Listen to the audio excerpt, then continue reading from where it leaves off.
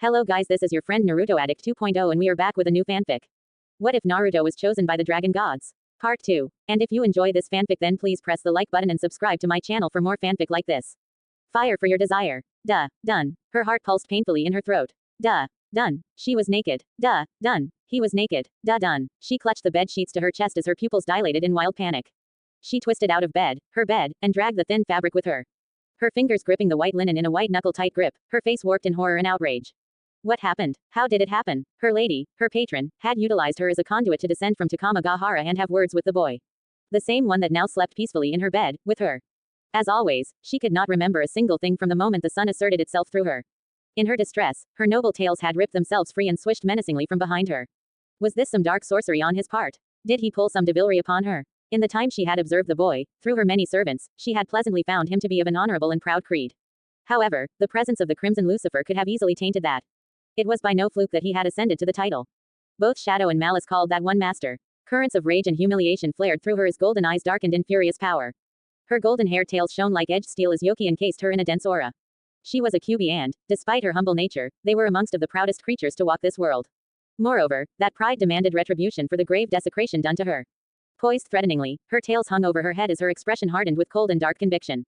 Yet, even as she made ready to deliver the strike, the shadows filling the edges of the room distorted in life. Coiling around the corners of her belongings, they contorted into nightmarish figures. Entirely oblivious to the danger about him, the boy slept on, with the only disturbance evident when he exhaled strongly.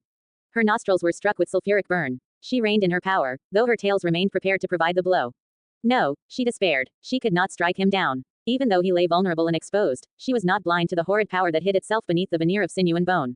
The child was but a shell to the first flame. A wrath as old as time itself, perhaps even older. If she attacked the prone form of the young denizen of darkness, she'd quite literally unleash hell upon her people, if not the world. The sheets around her fell to the floor and golden furs enveloped her as indignant tears gathered in her eyes.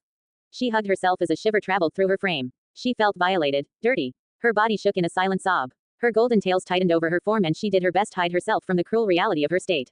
Helpless and powerless against the evil done upon her. Her nails broke her skin and a scream threatened to rip out of her throat. It was only the dread of awakening the slumbering devil that kept her from making a move or sound. As blood dripped off her arms and stained her pelt, warmth trickled over her head and down her spine. A velvet soothing voice chimed. Why do you despair, Yasaka of the Kyuubi? Her eyes widened upon hearing light and melodious peal, not in her ears, but in her heart. Still, the pleasure of the comforting sound quickly dissipated as the query made sense in her mind. My lady, she stopped herself, eyes shutting tight and immaculate teeth piercing lush lips hard enough to draw droplets of ruby red. Ah, understanding lighting the voice of her consoler. You have made a most terrible assumption in regards to your last night spent.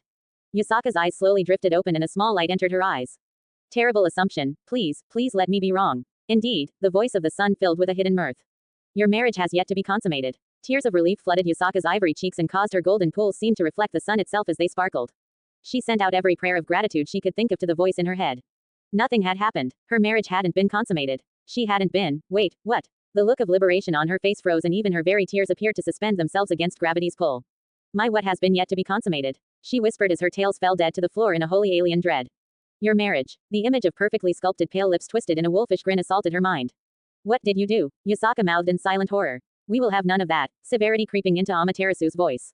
We have made a choice and benefit to both our child and aspect. My lady, you can't do that.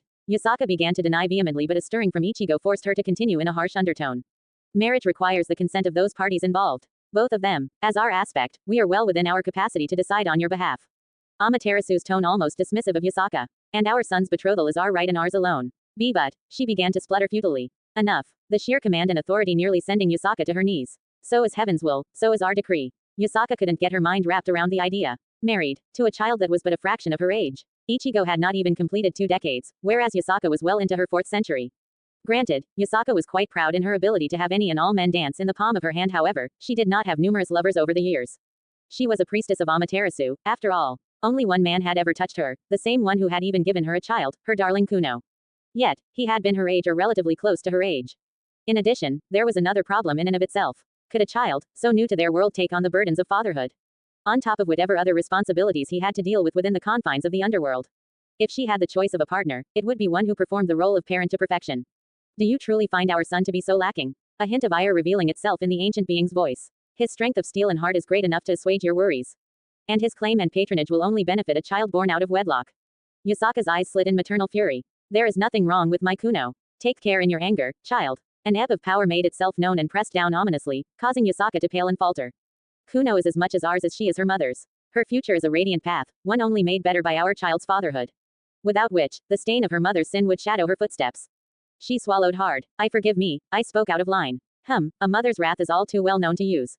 Amaterasu's annoyance draining away, Yasaka's mouth twisted in displeasure as a silence permeated the air. The only audible sound being Ichigo's soft breathing. She felt relief that he was asleep and at the same time, she wanted to smack him, violently. That he would sleep while her world crashed down around her seemed a little too unfair from her point of view. A small vindictive pleasure formed when she realized he would feel the same when he awoke. And at that thought, her mouth fell open in horror. What on earth was she to do when he awoke? With her standing naked over him, while he's naked. It'd be a miracle if he didn't come to the same conclusion she did. Even worse, would be if he quickly fell into fury. In terms of battle, he'd tear her to pieces if he decided to release his full power. Perhaps she could have her lady manifest and give her rather selfish reasoning. For that we will have you tell him yourself. A fitting declaration from the blushing new bride, no. Wonderful. Yasaka rolled her eyes and put a hand to her head. She doubted that her fortune would be so bright that he would continue to slumber for the rest of her, admittedly very long, life. A soft laugh mockingly rang through her. You despair now, but you have yet to justly deem your husband.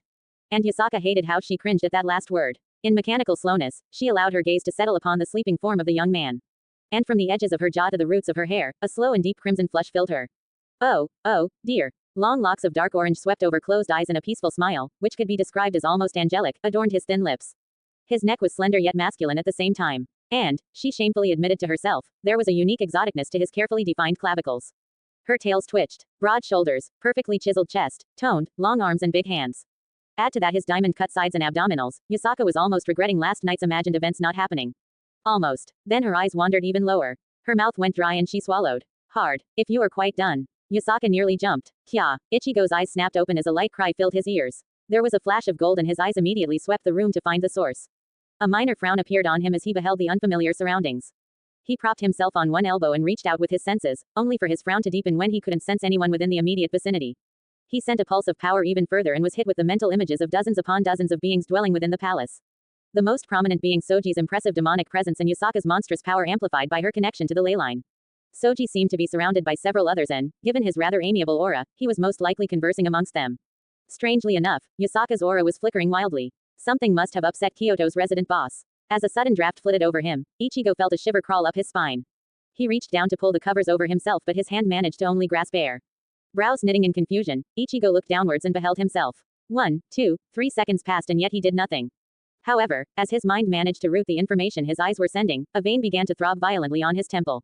He suddenly felt the urge to go on a rampage. Why the fuck am I naked? He roared to the world at large. He desperately raked his eyes over the room for clothes. When he couldn't find them, he growled in annoyance. Muttering obscenities, he stood up and began tossing the pillows around, hoping in vain to find some article of clothing to cover himself. Nay, San's gonna kill me, he murmured under his breath. He idly noted the bed sheets pulled on the floor not too far from him and decided to use them as makeshift clothes. However, before he could grab them, a deft knock on the door caused him to look up sharply. Gimme a minute, he hollered over his shoulder. Pardon the intrusion, a female voice called back. Damn it, I said gi ga. He quickly grabbed a pillow and covered his lower extremities as a young girl walked in, dressed in servant's garb. Forgive me, Ichigo-sama, but Yasaka Haim instructed me to assist you. Despite the strict business facade the girl had on, Ichigo couldn't help but notice the rather prominent flush on her cheeks. Get out, his own face garnishing a redness in humiliation. The servant girl produced a bathrobe from thin air and set forward with a glint of determination in her eye. Determination, and another shadier emotion that Ichigo was quite comfortable not recognizing. I must insist, Ichigo-sama. Ichigo gulped, pressing the pillow to his nether regions as his last line of defense. And now hold on, he began to backtrack from the advancing girl. Just leave the robe and let me dress on my own. My orders are quite clear, she responded, not bending in the least as her gaze dropped from Ichigo's eyes. Ichigo's back touched the wall, surprising him and causing him to look for another avenue of escape. Utilizing his moment of distraction, the girl pounced. There was a soft shift in the water and Ichigo opened his eyes to see the lanky samurai enter the steaming bath with him.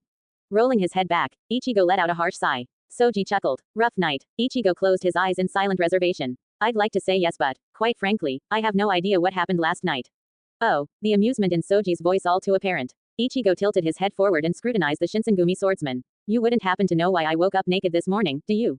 Soji stared at him for a moment, the edges of his eyes widening in astonishment, before bursting out in laughter. Ichigo splashed water at Soji's face in retaliation. Asshole. Dropping down into sniggers, Soji gave Ichigo a sly look. Well, my young friend. Already making waves in the international community. What are you talking about? Ichigo growled. So tell me, Ichigo-kun, Soji's smile turned feral. What is the name of this fetching woman who has ensnared you? Ichigo's eyes narrowed and he gave Soji a blank stare. Before Soji could say anything further, Ichigo reached out and dunked the older man in the scalding water. Ichigo took vindictive pleasure in the devil samurai thrashing about underwater and sending several bubbles of air bursting onto the surface. Eventually, Ichigo let the man back up and allowed Soji to breathe again.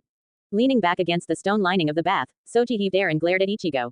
There will be retribution for this, my young Kahai. Soji huffed. As they both settled back in the bath, Ichigo noticed a tray drift over the water towards them.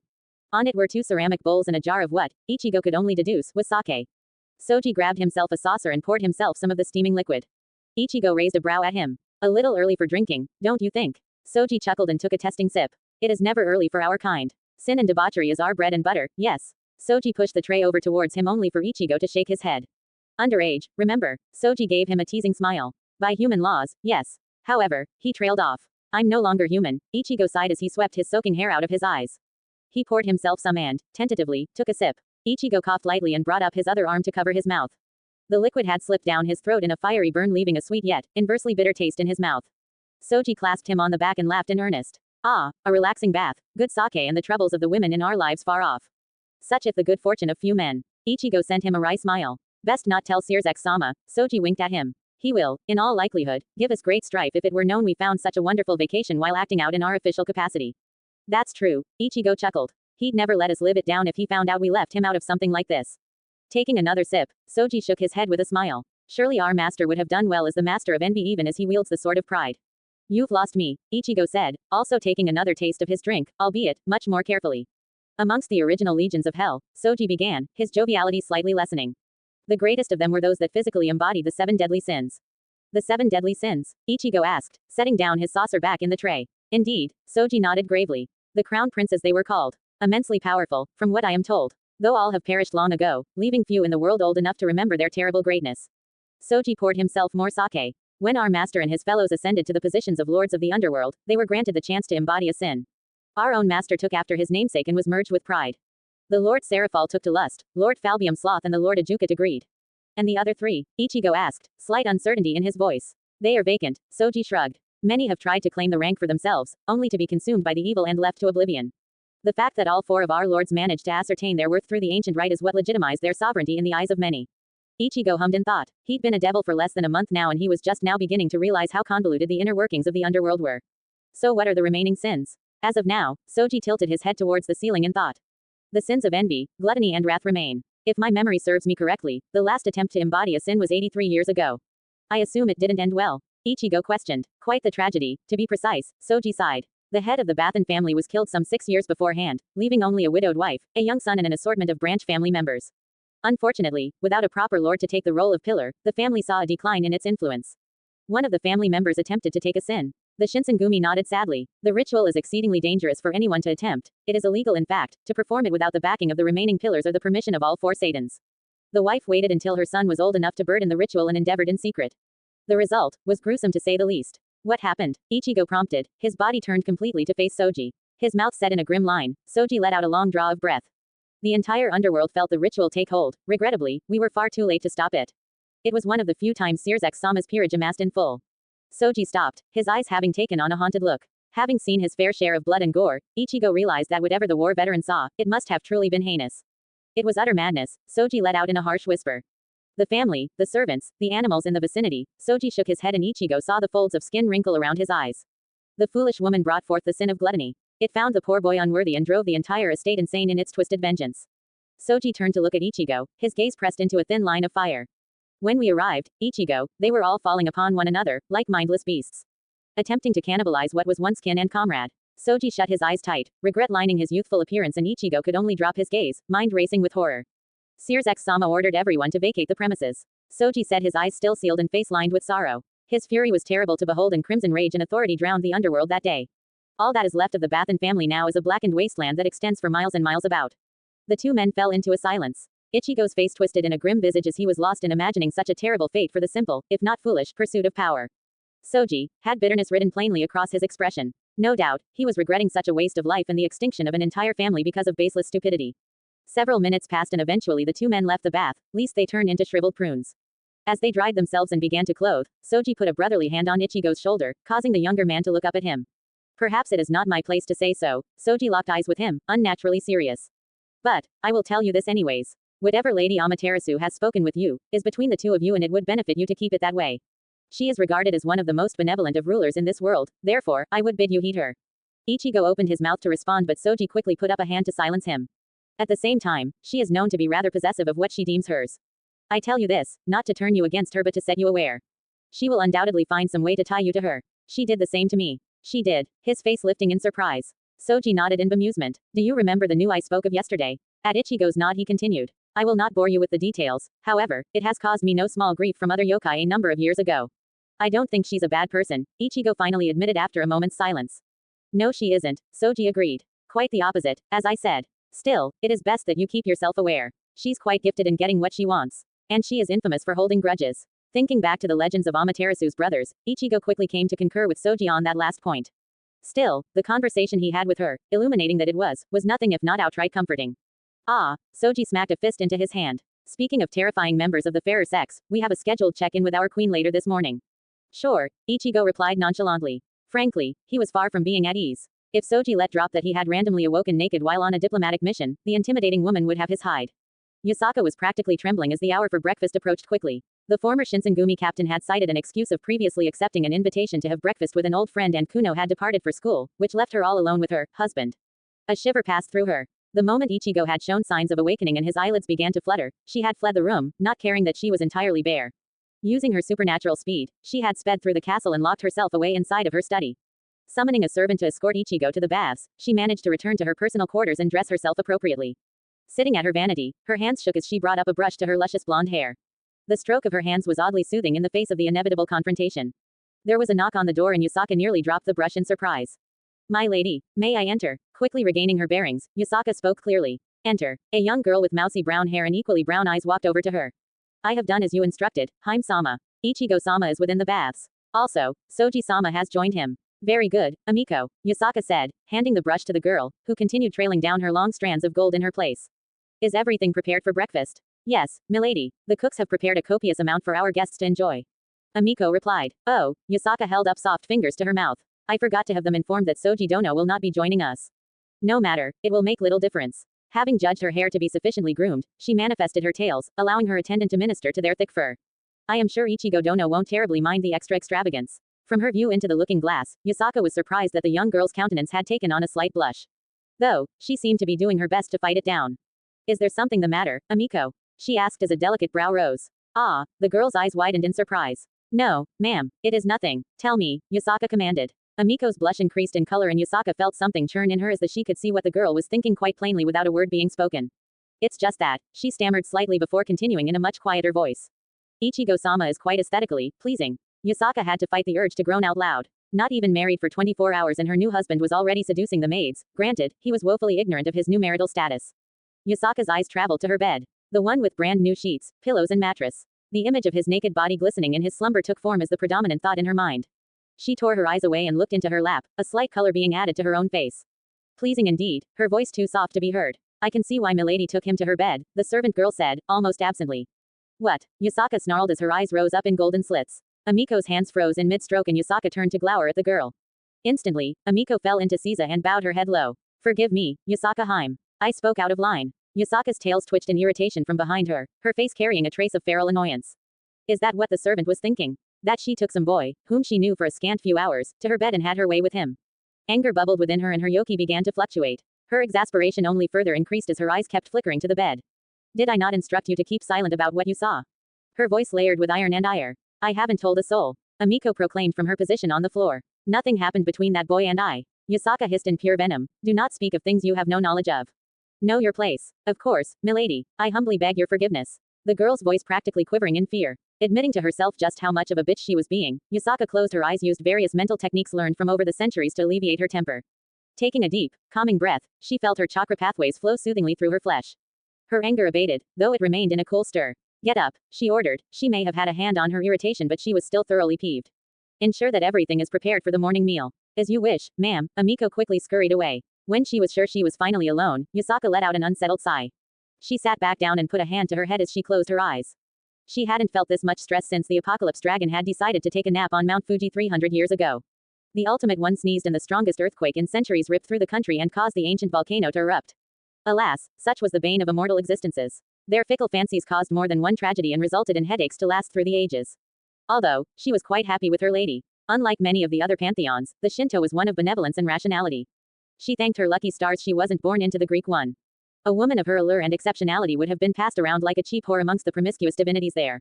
Yasaka let out another long-suffering sigh, her thoughts once more drifting back to the boy who was now a permanent part of her life.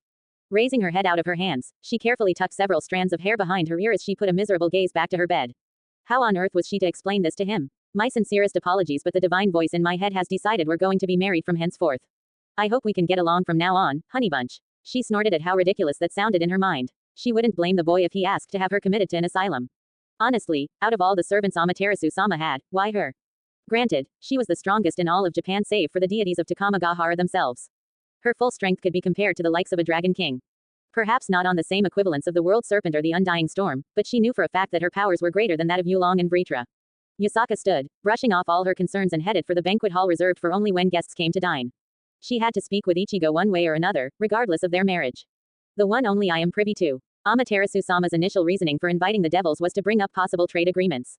So that was one headache she could quickly dispatch. The soft patter of her footsteps echoed across the wooden floor, and with an absent-minded ease, born of traversing the very same halls for decades upon decades, she arrived at panels that slid to reveal the banquet hall. Each of the sliding panels, on the interior, had a depiction of a famous event in Kyoto drawn in ink. The floor was polished cherry wood and hundreds of lanterns hung from the ceiling. She liked to think that the room gave off a sentiment of grand longing and nostalgia. Sitting down at the long table, she awaited the arrival of the young devil and, as the minutes ticked by, her anxiety returned and grew. Churning in the pit of her stomach, a certain uneasiness took a hold of her. Her eyes kept darting to the sides of the room, where no doubt the young man would enter any minute. She held no misgivings that the eventual question of, why did I wake up naked, would be thrown out at some point in their conversation. Although, Yasaka mused to herself, I can do the logical thing and blame the one person not present to defend themselves.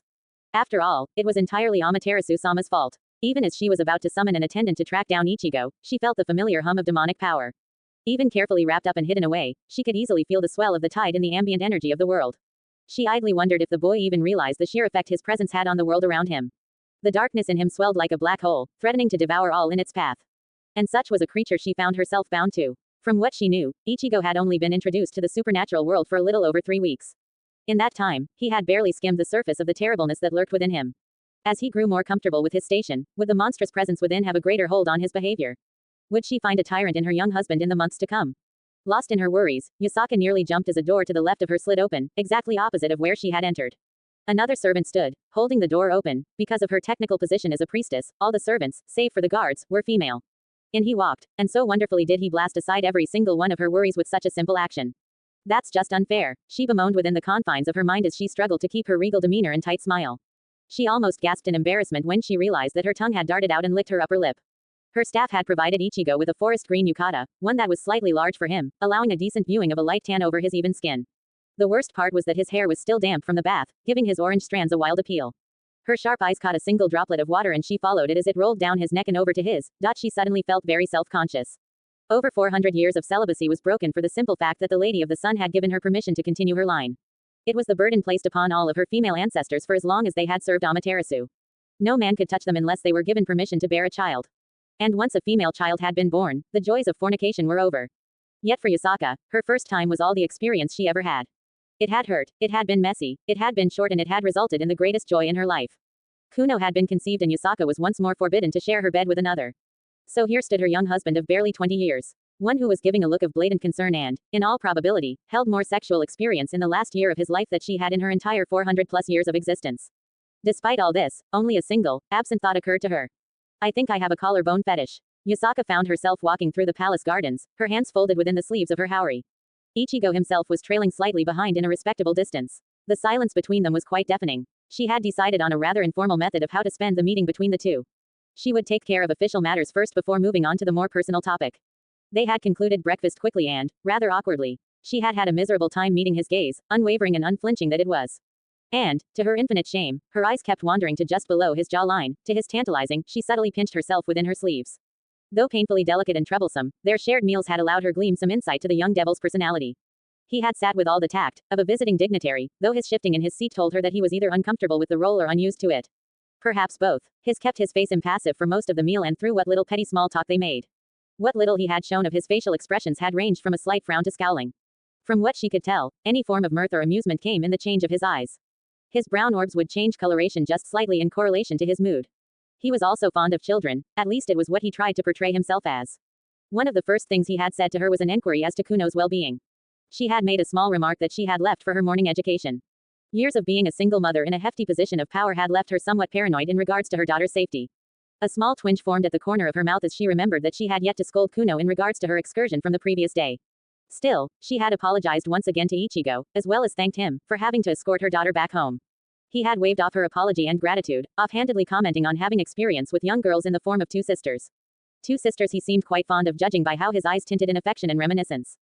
Yasaka Haim, his voice tore her away from her thoughts and nearly caused her to miss a step. The two of them had slowly begun to cross over a light wooden bridge over the pond within her private gardens. Both had come to a stop at the apex of the arch.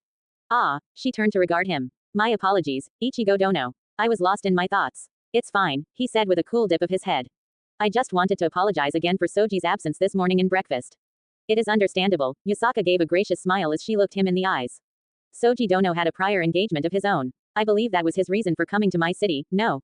Ichigo nodded his head affirmatively and then opened his mouth as if to say something but suddenly stopped himself. She regarded the hesitancy in his face curiously. Is something the matter? Well, his lips downturned in a frown as his eyes flicked away from her own, to the ground, and then back to her. You wouldn't happen to know what happened after I spoke with Amaterasu-sama last night? Yasaka's cheeks tinged slightly in pink as her chest tightened and the muscles in her stomach knotted quite uncomfortably. Because I can't seem to remember a single thing afterwards. He finished, breaking eye contact with her and looking fairly distressed. She took a breath and then exhaled before allowing herself to speak. I am afraid I have no recollection to the events post my lady's descent. Even as she delivered the lie smoothly, she flinched inwardly. This would have been the ideal way to break into the topic of their abrupt marriage, however, business before pleasure. The trade negotiations between her government and the underworld would be tremendously beneficial to her people and their economy if conducted properly. She couldn't jeopardize such an opportunity by playing what would be akin to coercive matrimony. With a blistering headache, she realized that dropping that particular bombshell would have to wait until the treaty was ironclad and signed. She raised her chin even as she did the same to a single eyebrow. Why, did something untoward occur in the evening? He quickly refuted her query and said, I was just curious as I woke up in a completely unfamiliar place with no idea of how I got there. Understandable, she chuckled quietly. Although, here she gave Ichigo a rather significant look. If anything did happen, I would say that Amaterasu-sama has been known to indulge in mischief every so often. She turned back around, smiling at the mismatched jumble of relief and concern on his expression. She continued their walk and they passed through a gazebo that connected to another bridge over the dark waters. A few minutes in silence passed, in which Yasaka immersed herself in the encircling sounds of her gardens. The plop of rare fish long since extinct in the human world sent ripples in the black water. The singing of birds that existed only in her personal retreat resonated through the air. The soft flutter of butterflies colored in iridescent hues, audible to her sensitive and golden-furred ears. And most of all, the muffled steps behind her that echoed a leaden doom and contrasted so heavily with the abundant life energy around her. If you allow it, Ichigo Dono, she began on a light tone. I would like to set up a meeting between myself and the lords of your realm. You wish to speak with the four? She could hear the slight surprise in his voice. Perhaps not all of them, she said with a small shake of her head. I realize that gathering all four of them would be difficult as they, no doubt, have numerous duties to attend to. However, I wish to set up a committee to go over the proposal that Kyoto has received from your government. He walked into her line of sight and she saw him nod his head from the corner of her eyes. I can inform Searzek-sama that you wish to meet and discuss terms.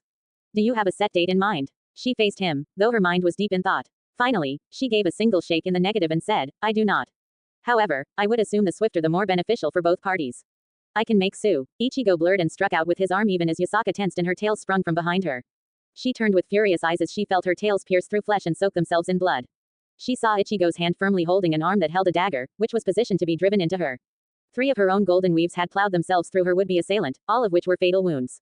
With a sickening squelch, she tore her tails free of the corpse and blood and gore flicked into the air. Yoki encased her in a thick armor and she flooded the area with chakra. Her eyes widened as her senses flared in the perceived danger. 24 assassins had managed to sneak into her palace, past the various barriers, magical wards and surround her. Her gaze flicked to Ichigo, his eyes darting from one point to another as he picked out each and every position the attackers had taken. The disturbance and urgency in his eyes told her that he was, in no way, a part of this. Still, that did not change the fact that there would be some serious questions thrown towards the underworld. Devils. Every single assailant was a devil. She saw the air shimmer in Ichigo's left hand and a pale white sheathed sword appeared. A sudden change overcame the devil and his stance almost appeared to be relaxed. A cool detachment overcame his face and he straightened and squared his shoulders. If you wouldn't mind, his voice an unexpected throaty husk that sent shivers down her spine. I'll gladly deal with these insects. Yasaka looked at Ichigo closely. His hair had been swept in the sudden motion of his block, giving her a perfect viewing of his entire face. His mouth was set in a flat, cruel line, and the glint in his eyes was sharper than edged steel. And even as she observed his physical form, her heart beheld his soul as it stirred in a dark furor. A murderous darkness crept from within him and, as he took a step, she felt it burn in vicious delight. He didn't wait for her response and Yusaka's eyes trailed after him. Come, his voice a cold death. The world seemed to silence itself in fear of the growing darkness and Ichigo's voice echoed soundly, though it barely leveled above a whisper. Embrace your doom. As he continued to walk forward, past the bridge, Ichigo's hand gripped his white blade and Yusaka felt the temperature in the air surge until the wind was an unbearable scorching. You meet your end today, dog of Searsex. A voice cried out from a hidden vantage point. A single note of metallic friction rang in the clearing as Ichigo ripped the blade free in a single, swift pull. They were on him in an instant. 24 figures descending from all angles, all of them clad in black armor. Their visors were sculpted white as a human skull. She could feel the evil taint in every one of them, the malicious power to harm and cause destruction. They leapt with precision and their weapons angled perfectly to deliver fatalities. They were trained assassins. They were masters of the shadow and, she could tell by their scent, they had each reveled in death. And they were utterly slaughtered. Time froze around the young devil. Ichigo's movements exceeded any swordmaster she had ever perceived before. A single sidestep and a lazy twirl of his sword, an arm fell detached from its joint in a spray of blood. A flick of his wrist and a head came clean of its shoulders. An upward thrust of his arm plunged steel into a heart and, instead of pulling the blade out, he turned it to the side and cut it out and into the next victim. The lethal edge in constant motion was forever carving through flesh and bone. His feet pivoted with deadly grace as throats were pierced, spines bisected and entire frames split in twain. Ichigo danced amidst a sea of crimson arcs and not once did they manage to stain him. And for 1 second, for one meager instant in time, Yusaka saw him. An image that would be forever burned into her mind. The sheath held aloft in his left hand while the blade itself raised high in his right, Ichigo's hair frayed around his face and her eyes locked with his. His eyes, rings of crimson fire that burned with a cold fury. He took one last step and slipped the perfectly clean blade back into its sheath with a definitive click. Time unfroze. 24 devils fell into pieces and Ichigo was left an outline to her eyes in the resulting macabre shower of scarlet cascade. Her eyes slowly managed to tear away from the blood flowing into her pond and to the raging fires in the eyes of the man walking towards at a leisure pace. She paled considerably as the target of his wake. Seconds. In mere seconds, her preternatural eyes perfectly tracked the devil disembowel 24 members of his own race with casual ease. Terror gripped her heart as the merciless creature came before her. Not 5 minutes before, she had heard the doom that lay within each of his strides. Now, his entire body appeared to permeate with it, a pronouncement of black eternity. She shivered as his crimson eyes bore into her faltering liquid gold orbs. His gaze slowly traveled down her form and then back up. She shivered again, except this time, for all the wrong reasons. Are you all right? His voice, edged with primal power, elicited some long dormant part of her. She opened her mouth to say something but her voice caught in her throat as it constricted painfully. Her breath froze in her lungs, causing them to blister in the miasma of sulfuric ruin from the dark flame within him. Her heart raged against her ribcage, threatening to rip its way out her chest. The furious beating of blood vessels within her face and head overtook her hearing. Delicately shaped hands bunched in the red silks of her hakama. As dread coursed through her veins, paralyzing any thoughts before they could congeal, she did the only thing she could to hide from having to speak with the monster before her. Yusaka took a single step forward and dropped her throbbing head against her husband's shoulder. Author's note. Once again, 1,000 apologies. I utterly suck in the romance department. It's why I'm heavily relying on my betas here until I grow more comfortable and fluent in writing things that are less angst and more romance. I know I said I'd introduce the second girl in this chapter, however, as I also said previously, this story has no previous planning or draft. I'm making it up as I go along. So expect some discrepancies in my author's notes every now and then. As always, leave me your thoughts and opinions as I greatly enjoy hearing your responses and interpretations. I do wish to reiterate, please do not place your questions in a review. Instead send me a PM. I will endeavor to reply back as hastily as possible. I hope you enjoyed yourself. See you next time. CENEX train kept a rollin'. Annoyance crept to the forefront of Ichigo's mind. Ever since he spent that year in the Dongai, attempting to learn the final Getsuga Tensho, Ichigo had managed to glean an understanding of himself beyond the norm of the average individual. As such, his infamous short temper found itself being impressively reined in by a newfound patience. However, said patience was still found trying when he was left to pace the hall in front of Yusaka's throne room for the better part of the last 3 hours. He cast a quick glance at the massive wooden doors that were shut tight and the pair of guards on either side sent him a nervous look and shifted uncomfortably. Ever since the assassins were revealed as devils, the entire palace had been giving him looks of suspicion and deep mistrust. It was only testimony from Yusaka herself that kept the yokai from throwing him into chains. Well, to be fair, it was what kept them from attempting to throw him in chains.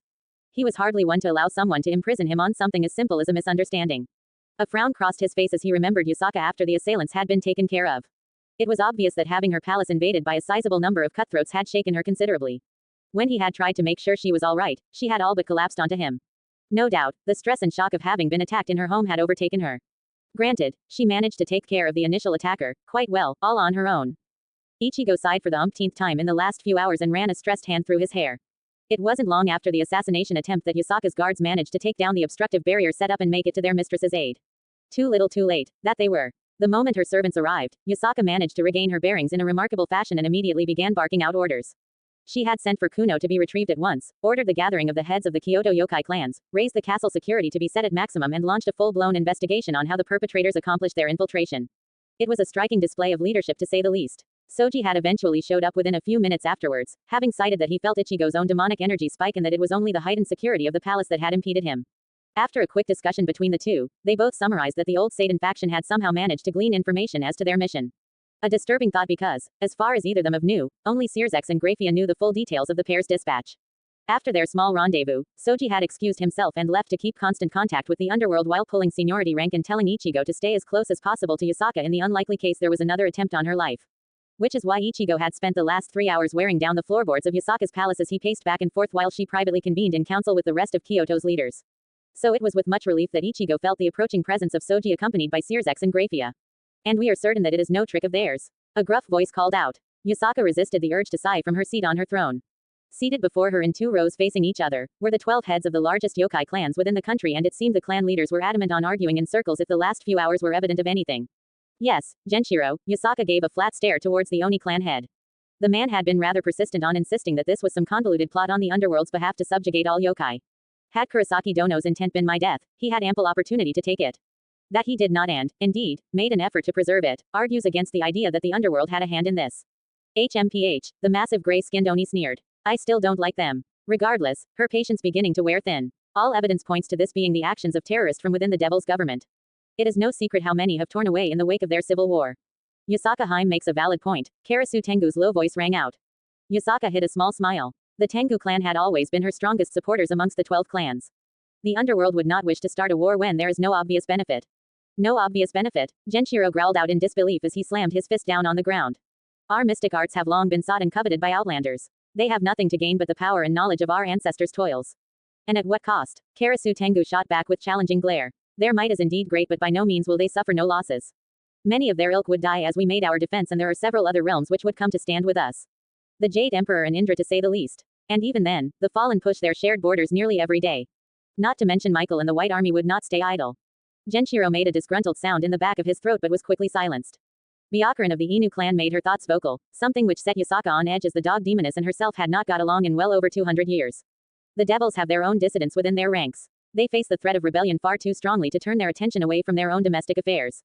Besides, Byakuran flipped her silver hair and gave a feral grin at Yasaka. I'm far more curious as to what our beloved princess was doing hosting our guest in her little garden rather than somewhere surrounded by her loyal guards. Yasaka's eyes narrowed as her tails bristled in indignation. The sheer nerve of the bitch to openly imply such an accusation in front of the entire council. The other clan heads made their uneasiness known as they shifted uncomfortably in their seats. Kurosaki Ichigo has garnered the attention of Takama Gahara, she icily intoned from behind her teeth. That declaration forced many stares of shock in her direction. And what? Byakuran's eyes sharpened inquisitively. Would the heavens want with a devil? My lady Amaterasu has designs of her own. Yasaka fought to keep the smugness out of her voice. And they are of no concern of yours, Byakuran of the Inu clan. At the blatant slight, Byakuran's features briefly flickered into a snarl before she reverted to her usual persona. She wouldn't push the issue any further, not after Yasaka had dropped Amaterasu-sama's name. Challenging the sun generally resulted in a pillar of divine light slamming onto the earth and reducing the offending party into a pile of cinders. I believe we have digressed, Karasu Tengu coughed into his hand. It is imperative we learn how the intruders managed to slip past the barriers, all of which are fully functional and in place. Are we sure that they are fine? Yasaka's eyes flicked over to the small frame of Kawataro, the head of the Kappa clan. That they are all still in place and unbroken. I checked them myself, Kawataro, Yasaka said with full conviction. Twice in fact, they are fully operational and whole. The Kappa merely nodded at her before returning his attention to his fellow clan heads. His eyes flitting from one face to another. Obvious. Her gaze fell to the end of the seats and on the small voice that spoke. Small voice, but massive frame. What do you mean, Yuki? Yasaka's eyes filled with curiosity. It wasn't often that the Ushi Oni spoke, and when he did, it was always in short and laconic sentences. Yet, as the oldest of the current clan heads and by quite a large margin too, his words were always heavily respected and considered carefully. Heavy green cloth that veiled the immense yokai shifted as he turned to face her, although she couldn't see hide nor hair of his body. Unbroken, aid rendered, she stared at the ancient yokai for a moment before suddenly her lips parted and pupils dilated at the significance behind those words. It seemed the other 11 yokai present came to the same conclusion as several of them began to cry out in indignation. Yasaka let her thoughts rage at the incredulity of Yuki's words, but, no matter what avenue she took, her mind kept arriving at the same conclusion. For his part, the Ushi Oni seemed content to sit in silence as his fellow clan heads argued around him and against his assertion. After several more minutes of arguing, Yasaka finally gathered her thoughts and flared her aura. That is enough, her tone cold and sharp. Yuki speaks the truth. There is no way of passing through the barriers without breaking them. Not unless someone allowed the intruders to pass. Genshiro seemed to take the accusation as a personal insult. You can't possibly be say that there is a conspirator amidst us. Yasaka stopped him with a lava-freezing glare. Yes, Yasaka, she ignored the way Byakuran dropped any honorifics. We may quarrel amongst ourselves but we would never bring harm to our own home. Not willingly, no, Yasaka said point blank and shifted her weight ever so slightly in her seat. Aside from myself, only the 12 of you have knowledge of the workings of the palace's barriers. However, I have full confidence that each of you would die before allowing destruction to visit our home. Then why would you suggest such a thing? Or you, for that matter, Yuki? The Oni yokai snarled furiously. I must ask the same, Yasaka Haim, Karasu Tengu said behind shrewd eyes. Taking time to look at each face seated below her, Yasaka slowly rolled her tongue behind her teeth as she formulated her thoughts. As I said, only the 12 of you possess the knowledge of the inner workings of the protections of this palace. However, there is still the matter of the source of this knowledge. It is an easy thing for one of your clansmen to peer into family writings and learn what they should not. All of the clan heads hesitated in their rage as each pondered over her words. A few moments of silence passed before Karasu Tengu spoke. That, he began tentatively, is an all too possible, if not heartbreaking, possibility. A hint of sadness passed her own regal features and she gave into a long-suffering sigh. I do not enjoy the prospects of our kin turning against us. I can only hope that there is some coercion involved in this, rather than callous dishonor. They all exchanged looks with one another before Karasu Tengu spoke once more. We will each have to perform our own private questioning to bring to light this treachery. They all nodded in accord and, before another word could be spoken, a side door reserved for servants opened. One of the many girls entered and quickly made her way to the foot of the dais of the throne. She waved off the formalities and had the girl approach her. The young servant leaned in close and said, "Forgive me, milady, but," here she faltered and began to look unsure of herself. Already stressed out due to the ridiculous absurdities that seemed intent on happening one after another, Yasaka snapped at the girl. Out with it, will you? My apologies but, Lucifer is standing at the palace gates asking for an audience. A pin dropping could be heard, that's how furiously silent it became in the throne room. Yasaka gave the girl a hard look before responding, her lips moving slowly as if she didn't understand what was said. Could you repeat that? I think I misheard you. Lucifer is waiting outside asking for permission to enter. The girl squeaked. The nine-tailed beauty looked away from the girl and began to stare off into space, ignoring the alarmed looks she was getting from her fellow yokai. The day started off with her waking up naked with a stranger, which then proceeded to finding herself married to said stranger, which then continued to her home being invaded and her person being attacked. And she hadn't even eaten lunch yet. Now, she had the devil himself, literally knocking on her front door. Wonderful, can this day get any worse? Another servant burst into through the side door. Milady, Kunoheim has run away again. Of course, Ichigo kept his arms folded across his chest as he peered up at the rafters. He had been noticing a flicker of shadows dancing across the support beams spanning the ceiling rafters. Suddenly, the obscured form jumped from its hidden vantage point and hurtled downward towards him. With ease, Ichigo's hand lazily struck out and caught the diminutive form of the young vixen princess. There a slight struggle in his grasp before golden hair rose up to reveal her round, childlike face. Letting out a giggle befitting her age, Kuno happily exclaimed, "You caught me." Kunoheim. The exclamation from the two guards behind him went widely ignored. Ichigo gazed over the small child in the direction of Searzex and his fellow peerage members' auras before raising an eyebrow at the young girl. What are you doing? His voice barely bordering interest from beyond the realms of boredom. She blinked at him innocently before huffing in face of his disbelieving gaze. Kurokuma wouldn't let me out of my room again. Something happened and I want to know what. No one tells me anything. He continued to scrutinize the girl before putting her down with a sigh. The young Kyuubi had the brashness of Karen with the wild imagination of Yuzu. Carefully folding his arms again, Ichigo said, "Not very princess-like of you, you know." Kuno looked taken aback while turning a mortified red right before she mimicked him and crossed her arms as well. We are well informed on how to perform the duties of our station. Right, Ichigo said while shifting his weight onto his other foot and gesturing with his chin. Well, heads up, you have guests to see to. Huh, she tilted her head in a manner that he was forced to admit was cute. Kuno then turned around and beheld the ascending figures of Searzex, Graphia and Soji. Awa, the young girl quickly ducked behind one of his legs. His lips twitched as he directed his sight towards the three approaching devils. Soji had his congenial smile in place and Graphia was harsh and beautiful as ever. It was Searzex that was different from his customary demeanor. The Crimson Lucifer had come out to play and by the looks of it, he was here to play for keeps. Gone was the kind and sincere smile and in its place was a neutral aspect lining his face and a terrible cold fury left in his every stride. Even from this distance, Ichigo could feel the waves of displeasure emanating off of him from where he stood. As they moved closer, Ichigo's yukata shook in the trembling hands of Kuno from behind his knee.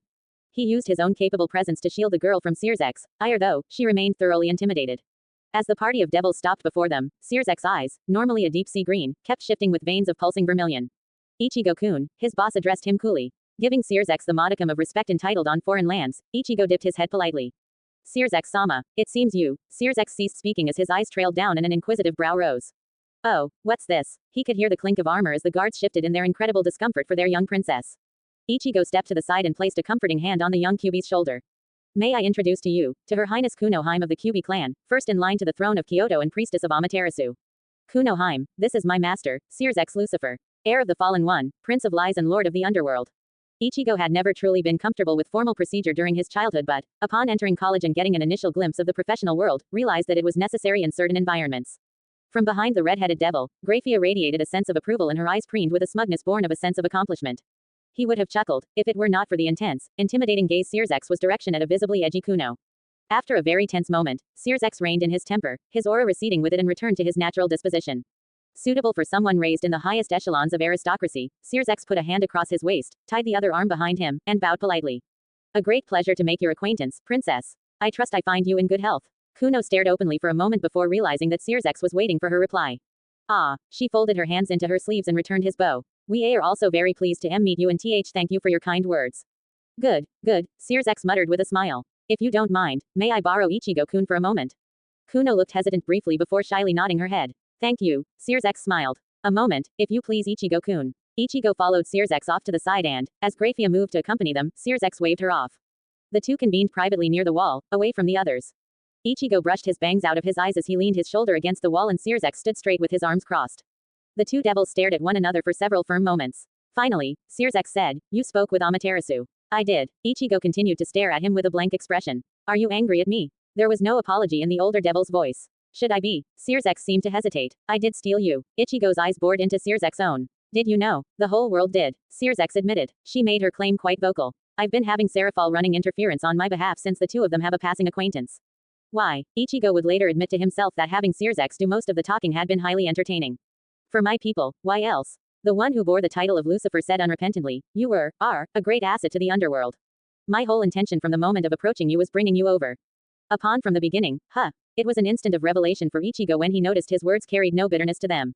He made his decision. Did you expect anything less? Sears's asked with a hint of incredulity. From you, humor creeping into Ichigo's voice. Never. You could have followed a different path. Sears's said, his eyes drifting away to the side. Ichigo gave a snort. So could have the rest of the world. A second silence descended on the two, this one broken by Ichigo. Regrets. Sears's gaze snapped towards Ichigo, his eyes flashing crimson. None. Good. Ichigo smiled as his eyes reddened in response. To anyone who would have been foolish enough to approach the two, it would have appeared to them as if a line of fire, thinly pressed, rose from between those two raging pairs of eyes. Sears's eyes receded first, swiftly followed by Ichigo's, and both males took on a solemn expression. Centuries gone by and I still find myself asking, why, at the oddest moments. Sears's mouth twisted ruefully. Nobody will ever let you know. Sears's turned at Ichigo's voice, only to find the young devil staring off into space as well, though he still spoke with clarity.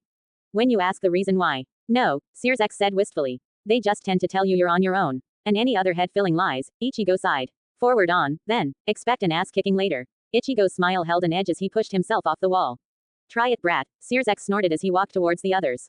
Ichigo followed behind and glanced at his fellow devils. It was hidden well and he wouldn't have caught it had he not already grown a certain familiarity. However, Graphia had a certain caution and concern in her shifting silver irises. Moreover, although neither said anything, Ichigo noticed the assuring touch Sears's placed with the pads of his fingers on the back of Graphia's hand as he turned to appraise Soji, distracting Kuno. Cute kid, Sears's whispered as Ichigo came up behind the party. I assume you guys have a better idea of what the hell is going on, Ichigo said, shifting the mood completely. All too well, Sears's mouth twisted tartly. Graphia, darling, if you will. A slight nod in the direction of her husband, Graphia turned towards Ichigo as he moved to stand next to Soji. Ichigo looked down as he felt a light grip settle across the lower edges of his yukata and saw Kuno reposition herself behind his knee. Ichigo returned his attention towards his queen as she began to speak. There were only two parties aware of your mission here to Kyoto in the first place. Our gathering in Sears's-sama's office on the morning of yesterday and the liaison office between the Japanese supernatural realms. Liaison office? Ichigo murmured questioningly. Indeed, Graphia nodded her head sharply. Under the direct authority of the Lord Leviathan, the office is a committee of 11 individuals who are well versed in the customs, culture and politics of Japan. Several of these committees are set up to deal with realms in which we have no alliances with, merely a state of neutrality. Taking a slight pause to inspect Ichigo's moment of comprehension, Graphia continued when she felt the young devil was following along fine. A recent increase in communications with Japan, due to extenuating circumstances, her voice never wavered though her eyes shifted momentarily. Opened up possibilities of trade negotiations. With the sole condition that Kurosaki Ichigo be sent to negotiate on the underworld's behalf. Ichigo's mouth set into line. Well, that explains a lot. Crafty as hell, that Amaterasu. So aside from the five of us in Sears's-sama, he added with a quick glance towards Kuno who was gazing up with rapt fascination. Office, that means there were 12 other individuals who knew of the negotiations with Kyoto.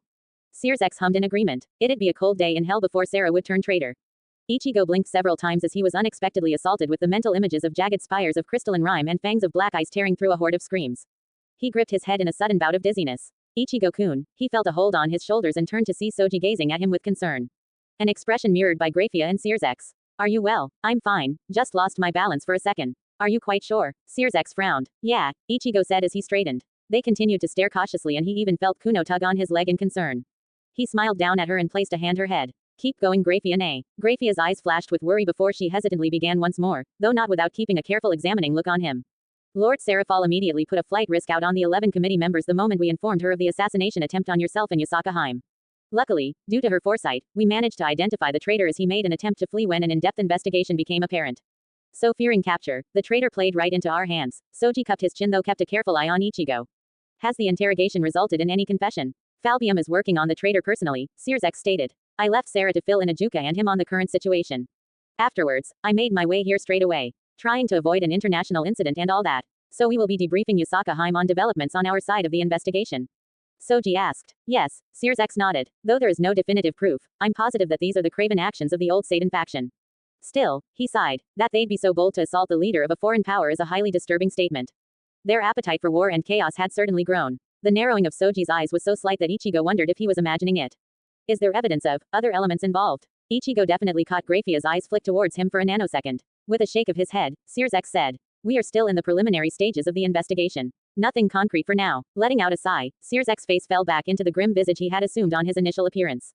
Come, his voice also returning to flat, toneless authority. Kuno tightened her arms around his legs. It's time we spoke with Yasaka. After the entrance of the Crimson Lucifer and the initial greetings, and hadn't that been one of the tensest moments of her life? She had suggested the entire group move to a conference chamber set up adjacent to the throne room. Though not before having Kuno quickly ushered away from the underworld party and back to her quarters. With an additional contingent of handlers and guards. A large round table was set up in the room and both respective heads of state had sat opposite of one another with their entourages standing behind them. The yokai clan heads at her back while his peerage stood with the devil. Lucifer certainly wasted no time and quickly set the agenda as he launched into the issues at hand. After professing that his government had no hand in the infiltration and assassination attempt, he gave a detailed account of the occurrences leading up to his arrival and even of the capture they made of the supposed traitor amongst their ranks. Luckily, Genshiro kept his mouth shut as the devil spoke and the silver-haired maid laid out various documents on the table, which Karasu Tengu read over before passing to her. For the most part, the entirety of the conference was kept between the two seated figures of authority. As you can see, Yasaka Haim, we have apprehended the suspect and are in the process of interrogating him. Searsx folded his hands in front of his face. Even as we are speaking, I am confident that the perpetrators will be brought to light. We are pleased to hear of this development, Searsx Dono. Yasaka kept her eyes on the red-haired devil even as she carefully kept notice of the three behind him. However, Searsx began slowly but still in a strong tone. I do not believe it possible that this act was carried out without some outside interference. By my knowledge, the capabilities of the dissidents have not developed to such a degree. Yasaka fought to keep the flicker of irritation off her face as Searsx eyed her appraising Ly in a stern fashion. Was it so apparent that there had been treachery in her palace? Though there is no definitive proof, she said stiffly. We believe that there is a chance that sensitive information was stolen.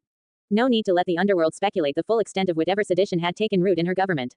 We are in the midst of our own investigation, she continued, hoping to stir the conversation away from the weakness made apparent in her rule. A full preliminary report has been made and I believe that it has been handed over to your intelligence department. She caught the affirmative nod from Karasu Tengu and continued. We are also having several of our most experienced investigators combing through Kyoto, gleaming all the information they can.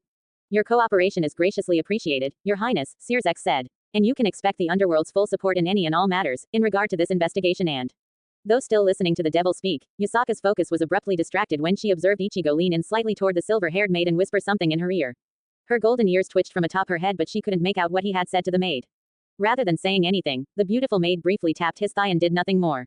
A short-lived flash of annoyance crossed Ichigo's face before the tips of his lips twitched in amusement. His mouth parted once more and he said something else. The maid tapped Ichigo's thigh once again but this time, there was the smallest look of amusement in her eyes. With a light narrowing of her eyes, Yasaka pondered on the byplay between the two servants.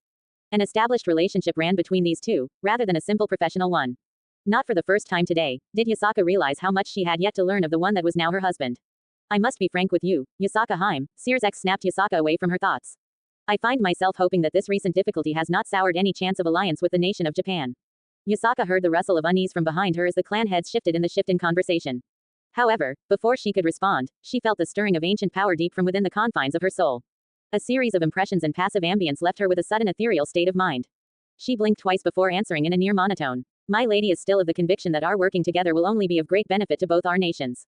The clan leaders shifted once more, though much more audibly this time. They were obviously not expecting a continuing of the negotiations while the investigation was still underway. No doubt, they had expected more time to try and angle more favorable terms. Yusaka could feel the ether in her breath pass over her throat as the desires of Amaterasu flowed through her mind. Her lady was being quite insistent on being allied with the devils of the underworld. However, Yusaka had never been led astray by her before, so she wasn't about to start doubting her now. She took note of the pleased mien in her opposite's demeanor, although she did not miss the questioning glint in his eyes. Impressive, for him to note the stirring presence of Amaterasu-sama with such ease. I am quite pleased, then. Yusaka could not discern the true nature of Seer's the way she could the other three. Darkened rime flitted over the edges of the silver-haired she-devil's aura while Soji was drenched in the scent of steel, blood and yoki. Ichigo's own aura twisted and fluctuated between chained death and ash and heat. But Seer's his aura was so tightly wound beneath him she could detect no apparent nature or origin. Almost as if he were actively suppressing whatever dark power rested beneath his skin. Her gaze once more flicked to Ichigo. If only he too could also learn to do the same. The screaming promise of torment hung off him even well after he had sheathed his blade in the garden. Though significantly diminished, the young devil's aura had terrified the entirety of the palace, especially her guards.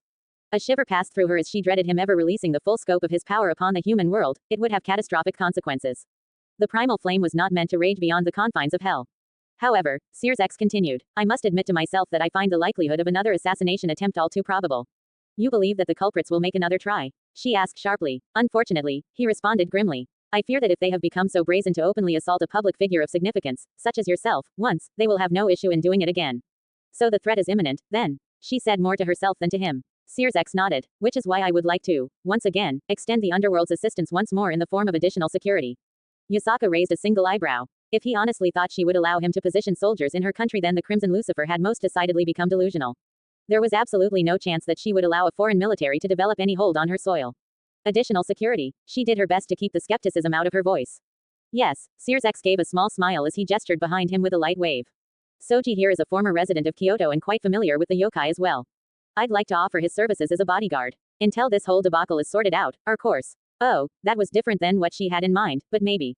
I do not mean to diminish Soji Dono in any manner yet. After witnessing Kurosaki Dono deal with those miscreants so effortlessly, perhaps he could be the one to remain at my side. She did not miss how a shadow seemed to pass over Seer's brow nor how the maid's eyes sharpened to dangerous steel at the mention of Ichigo's name. Seer's deliberated aloud. Unfortunately, I have need of Ichigo in the underworld. However, perhaps a rotating schedule could be set up.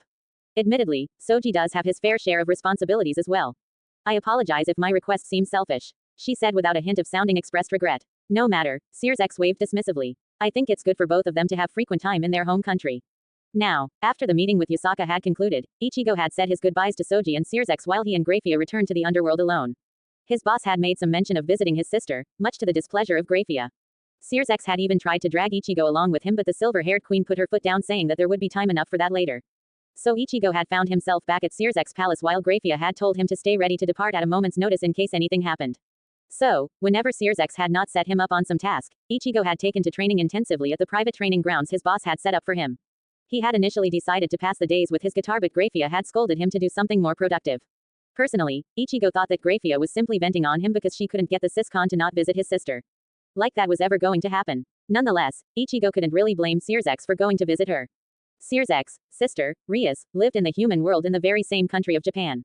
After the assassination attempt on Ichigo and Yusaka, Seer's most likely couldn't help but check up on her and warn her to be extra cautious. Though knowing his boss, he would in all likelihood try to drag Rias back to the underworld. Ichigo let out a long breath and raised Zangetsu over his head. With his brows furrowed, Ichigo loosened a small grunt as he brought down the white blade in a two-handed swing. The force of the swing whipped up the winds and created a vacuum of space that tore and gouged the ground in a deep crevice. With another casual flick, Ichigo uprooted at least half a dozen trees and sent a plume of dirt flying. Ever since he had become a Shinigami, Ichigo had focused all his time on becoming more and more powerful. Rarely did he spend time for refining his technique. The only times he could remember where he actually had to learn were with Urahara and Yoruichi. The shopkeeper had given unconventional lessons on Zangetsu via arduous and grueling spars, while the shameless beauty had tutored him on getting the hang of flash steps.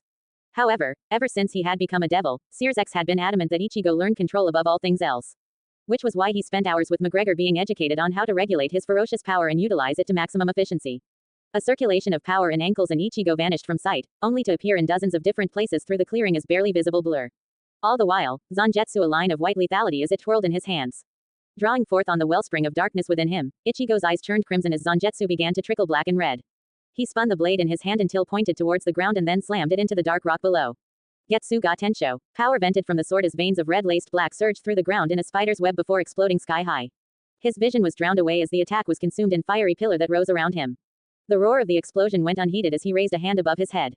Ichigo's command tore through the sky as his demonic and spiritual pressure crushed the earth below and burned away the atmosphere of the underworld itself. A rush of rage pounded in his ears as he summoned more and more power, yielding to the darkness that screamed in agonizing temptation. The entire sky had taken on an ominous orange glow as clouds of black ash gathered and swirled above. The flames answered his power as Ichigo leapt upward. Like a tidal wave, the red and yellow glow of fire heaved towards his open palm, gathering and condensing amidst his fingers in a tight ball of radiating plasma. Ichigo closed his fingers over the shining sphere and held it aloft. For a moment, it appeared as if the sun were shining through his fingers, as rays of blinding radiance broke free. His eyes still pulsing a menacing scarlet, Ichigo's face fell into a dispassionate daze as he peered onto the training ground below. He brought his hand down and opened it, allowing the orb of luminescence to gleam with a wraith-like shine. With an instinctual force, Ichigo let out a single mutter. Sero Saniza. The sphere shot out of Ichigo's hand with the force of a cannon and slammed into the ground straightaway. In that instant, the underworld screamed in madness as power ruptured in a void of utter annihilation. Ichigo himself was devoured in the force of the explosion as the ground was torn asunder and boulders were lifted out of the earth and decimated. Miles away, devils about the underworld heard the detonation of Ichigo's newest technique. It would be several minutes later where Ichigo managed to dig himself out from under the debris that had overtaken him and sent him hurtling to the ground. Coughing away the dust in his mouth, Ichigo pushed off a slab of rock and rubbed soot off his eyes. Blinking away the tears from the stinging bright light moments ago, he brushed off his clothes, or rather, what was left of them. His shirt had been entirely disintegrated and his jeans were now makeshift shorts. He coughed again and, as he swept his eyes over the landscape, he dropped his head into a hand with an irritated groan. Graphiane is gonna kill me. Acres of what was once lush and dense forest was now blackened volcanic rock and veins of flowing lava. He had been warned to keep his power level at high-class levels as techniques that approached ultimate class tended to change the environment. At least he was in his base state and not using his resurrection. They would have been forced to redraw a few maps if that were the case. Sears X had strictly forbidden him from releasing Zangetsu unless it was in the direst of situations. His resurrection was so dangerous that anyone not of at least ultimate class level was in danger of being incinerated by his mere presence. Apparently, Sears X himself had similar issues when he unleashed the complete range of his powers as well. Well, it was that and his utter lack of control while in his unsealed form. Ichigo was just as likely to obliterate the country he was in along with whatever enemy he was fighting in that form. As he turned around, Ichigo's eyes scrunched in a wince as a sharp pain spiked up his left leg. His eyes dropped to see that his ankle had a sizable cut along the side of it. Wonderful, his mind exhaled in exasperation. Deciding to ignore the wound and simply treat it once he returned home, and that's exactly what Ichigo had begun to treat the underworld as these days, he once more dispersed energy through his feet. However, the moment he did, an odd tingle and warmth glazed over the injured foot. Setting his eyes to examine the strange sensation, astonishment flared across Ichigo's features. What the? He breathed out in disbelief. The bleeding gash let out a hiss of steam and instantly began to slowly mend itself as sinew sewed itself back together over knitting skin. Finding the whole process to be utterly fascinating, Ichigo pumped more of his power into the appendage. The amount of steam being generated increased and his wound closed near instantly. Ichigo blinked several times at the sudden phenomena. Whoa, now that was something he could definitely get used to. High-speed regeneration. While he knew the ability wasn't infallible, Ulquiorra conceding he couldn't regenerate internal organs, the idea of healing most superficial wounds and many of the non-life-threatening ones was quite the boon. He had known, for quite some time now that his powers were now more centered on a hollow's nature but he never truly appreciated the fact till now. Perhaps he should start working on learning how to activate his hierro. Well, for the time being, he should concentrate on getting some clothes and perhaps a shower. Graphiane would have his head if he trailed ash all over her carpets. 4 days later, Ichigo kept a neutral expression on his face at all times as he swirled the contents of drink in his hand. The last hour of his life had been one of the most trying in his 19 years. Sears X had told him that he would be introducing Ichigo into Devil Society. Some lord, whose name he couldn't be bothered to remember, had thrown a gathering for the upper echelons of the underworld. Normally Sears X wouldn't attend as he had better and more important things to do, but Ichigo's boss felt that bringing Ichigo along would get him introduced to a public that was dying to know of Lucifer's newest pawn. As Sears X had said, the sooner the better, my boy. The evening had gone on well enough. Ichigo had entered behind Sears X and Graphia, wearing a pinstriped black suit that Graphia had fussed over for nearly 2 hours. He had garnered several stares, whispers and more than a few appraising looks. Though, quick enough, once his former human lineage had been disclosed, many of the devils had treated him with condescending glares. A lord had even come up to him in an attempt to intimidate him with over-the-top verbose and a subtle pulse of demonic power. A well-placed, and genuine, yawn had the ostentatious-looking fop turning red in mortification and storming off muttering about low-cultured baboons. Ichigo had been tempted to make a retort but the sight of the fool fuming silently was much better vindication. Enjoying yourself? The cool voice made him turn. Graphia had saddled up next to him, a drink in her own hand. Without meaning to, his eyes instinctively traveled up and down her form. A low-cut dress made from shimmering red barely clung off her shoulders. The usually cool and collected loveliness that was his queen was now what could only be described as downright sexy. There was point in time, when that word was almost exclusively used for Yoruichi in his mind. Try as he might, the image of her bare body would never leave Ichigo for the rest of his life but now, Graphia had effortlessly usurped the spot once held firm by his former teacher. With her silver tresses untied and let loose in a waterfall cascade down her back, Graphia was looking every bit the gorgeous woman she was. Lashes, thick and heavy with glittering makeup, made sure every time she slowly blinked a person couldn't help but gaze into her eyes. Then, there were her full lips smoothly layered with bleeding lipstick that drew the attention of any to her sensual mouth. It was only a second later that Ichigo looked away in slight embarrassment, finally noticing that he was eyeing the woman who had come to be an older sister figure in his new life. Judging by the quirk at the edges of his lips, so had she. Damn it all, these fucking devil-enhanced hormones would be the end of him. Not really, Ichigo intoned dryly. Grafia let out a throaty chuckle as Ichigo surveyed the partygoers. His eyes drifted over to where Sears was seated on a raised dais and throne. Though he wasn't looking at them, Sears had that infuriating smirk of his plastered on his face that let Ichigo know that he was in trouble. You shouldn't let it bother you, Ichigo-kun. Grafia took a light sip from her glass, causing Ichigo to track the golden liquid as it touched her lips. I don't. It's just hard to believe that all these people could so easily be prejudiced. Grafia hummed deeply. Give it a few years, you won't even notice it after a while. I don't. You. Ichigo raised an incredulous eyebrow. You're a pure blood. Why would they gripe on you? She gave a mirthless laugh. I originally fought for the old Satan faction during the Civil War. In fact, I was one of the major powers on their side. The sudden revelation caused Ichigo to blanch in surprise. You were. Oh yes, she traded her empty glass for a filled one as a waiter passed. Many of Sears' supporters hate me. They say I spread my legs for him so that he would spare my life. They think me a harlot and traitorous whore. In truth, they're just pissed that they couldn't force their daughters on Sears for their own gain. Ichigo's mouth opened and closed several times before he could find the words to vocalize his disbelief. Your being surprisingly open tonight. Am I? She said with a raised brow and curious smile as she downed her drink. You are. His eyes narrowed as she fiddled with the now empty glass. Why? Her slim shoulders rose and fell. Who knows? She then grabbed his still half-full glass from him and gave it, along with her own, to another waiter who had passed by. Grafia hooked her arm through Ichigo's and began to pull him along. Dance with me, Ichigo-kun. I don't dance with me. He swallowed hard. Yes, ma'am. She led him to the floor where several other couples were moving synchronously to the music being played from a record crystal. As they made their way to the center, she turned to face him. Gingerly, he lightly touched an arm to her waist. She gave him a look. He sighed and wound his arm around tighter. Grafia gave him a mischievous smile as they placed their hands together and began to sway to the melodic sound. As they wove their way across the dance floor, Ichigo became more and more uncomfortable because Grafia kept pushing herself against him no matter how hard he tried to put a distance between them. The worst part was that Grafia actually seemed to be enjoying his discomfort. Damn it all to hell, she was as bad as Yoruichi. You've improved, she said looking up at him. She was the one who had taught him how to dance and he had been quite abysmal at first. Thank you, Ichigo said while barely being able to meet her gaze. Namely because looking below gave him a perfect view down her cleavage. She chuckled softly and pressed herself tighter against him. After a moment she said, have you ever had a girlfriend, Ichigo? She dropped the suffix, he noted, vying for a more informal address. Though this was a fleeting thought as her enquiry took prevalence. I did, he said simply. Surprise crossed her face and she stopped. You did. However, before she could press the matter, a light tap made Ichigo look over his shoulder. Standing in his ridiculous and grandiose robes, stood a smiling Satan. Mind if I cut in, Ichigo-kun? By all means, Ichigo let go and stepped away a little too quickly to be considered polite. Not that he cared. Sears laughed. You'll have to forgive her. Grafia gets a little naughty when she's a bit tipsy. Said inebriated she devil wrapped her arms around Sears' neck and said, want to see how naughty I can get? See what I mean? Sears said in amusement before turning to his wife and leaning in close to her face. Don't make me punish you, love. There was a slight silence where Grafia fell back into her usual crisp and severe demeanor. Right before her cheeks adorned a light blush. Yes, Sears did not break eye contact with Grafia. You can get home on your own, right Ichigo? He made it more of a statement than a question. Yeah, Ichigo said taking a hesitant step back. Good, don't bother waiting up for us. And with that, the two sunk into a magic circle. Ichigo stood there staring at spot where his two technical chaperones had disappeared before pinching the bridge of his nose.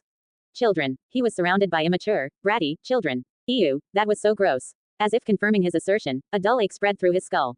Ichigo turned around and gave the girl behind him an appraising glance. Hi, she smiled at him. I'm Rias Grimori. Author's note. Kudos to everyone who caught the Sabbath and Yardbirds or Aerosmith reference. I really do enjoy Grafia's character. If any of you are potential authors out there, give it a shot, writing from her perspective. It's damn fun. I'll be having the initial meeting between Rias and Ichigo next chapter.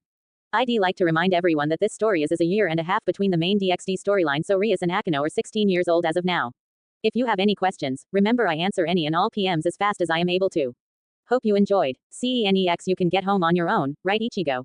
Regardless of the fact that Sears said it more as a statement than a question, Ichigo was entirely preoccupied with ignoring the blatant desire smoldering in the devil's eyes. He hesitantly took a step back from the enamored couple. Yeah, good, Sears absently murmured while strengthening his hold on his wife. Don't bother waiting up for us, kid. With that, the power couple sunk into a magic circle and decisively abandoned him to the throes of upper society. The obvious departure of Lucifer and his bride grabbed the attention of every invitee at the gathering and left Ichigo, the one who arrived in the company of the two, a subject of great scrutiny. With a long-suffering sigh, Ichigo closed his eyes and pinched the bridge of his nose. Children. He was surrounded by immature, unreliable children. Of course Grafia Nei's one weakness would be alcohol. This was probably Sears's plan from the beginning. He was seriously starting to understand just how diabolical Sears really was. Using the pretense of introducing Ichigo to high society, the Crimson Lucifer managed to get his wife to pretty up, and then drunk. After which he grabbed the advantage of an intoxicated Grafia and took her out for a night of passion. Ichigo was a pawn, through and through. Ew, that was so gross. Ichigo turned around at the sound of a young woman's voice, a headache forming at the forefronts of his skull. Hi, she smiled at him. I'm Rias Grimori. Ichigo stared at the young girl for a moment. With a reduced height and lengthened hair, the girl was a near replica of her brother. Well, that, and the addition of certain anatomy that Sears did not possess, hopefully. Not really knowing how to respond to his boss's younger sister, Ichigo gave a polite nod and coolly said, Ichigo Kurosaki. A pleasure to make your acquaintance. Oh, don't be like that, the girl pouted while crossing her arms. Oni-sama said that you're actually fun to talk to. The thought of being encircled by children entered his head once more. He folded his arms. In that case, what do you want? Wow, he really is blunt. The girl muttered to herself as she was seemingly taken aback. Ichigo's expression turned unimpressed as he raised an eyebrow, causing Rias to laugh nervously. Sorry, she apologized. I'm just really curious to meet Oni-sama's newest servant. I know his whole peerage very well. Ichigo let go the tension in his shoulders. In accordance with his earlier assertion of being surrounded by brats, Rias herself was only a couple of years older than his own two sisters were in. It would make for a pitiable sight if he vented his frustrations on her. Sure, Ichigo said as he began to drift off the dance floor. What would you like to know? Ah, she followed behind as they made their way to find a secluded site away from the rest of the crowd. You've lived in Japan all your life, right? 19 years and counting. She sighed enviously. You're so lucky. I've only been living in Japan for the last few months or so. The sound of the party had dimmed to a dull hum as they settled on a balcony overlooking a small garden with fountain in the center. Ichigo leaned his elbows onto the railing as he peered up at the twin moons of the underworld. The two satellites were much closer to than the moon orbiting Earth, thus they encompassed a larger portion of the purple sky skimmed with stars. Japan is so amazing. Ichigo looked over to see literal stars in young teenagers' eyes. I wish mother and father let me move there years ago. So much time wasted. How old are you again? Ichigo asked with a look of amusement. I'm currently 17, Rias said, looking slightly thrown off by the question. I just turned actually, not too long ago. Oh, Ichigo looked over across at her. You're only a few years older than my sisters. Ah, but Sears did mention you started high school recently. You have sisters? She asked, slightly surprised. Two of them. Ichigo looked back at the pair of moons. Yuzu and Karen. They're twins. It must be nice. She smiled wistfully up at him. To have younger siblings. Era, am I interrupting at a pivotal moment? Ichigo straightened at another woman's voice and slowly spun around. Directly behind the two of them was a beautiful girl with black hair tied into a bun.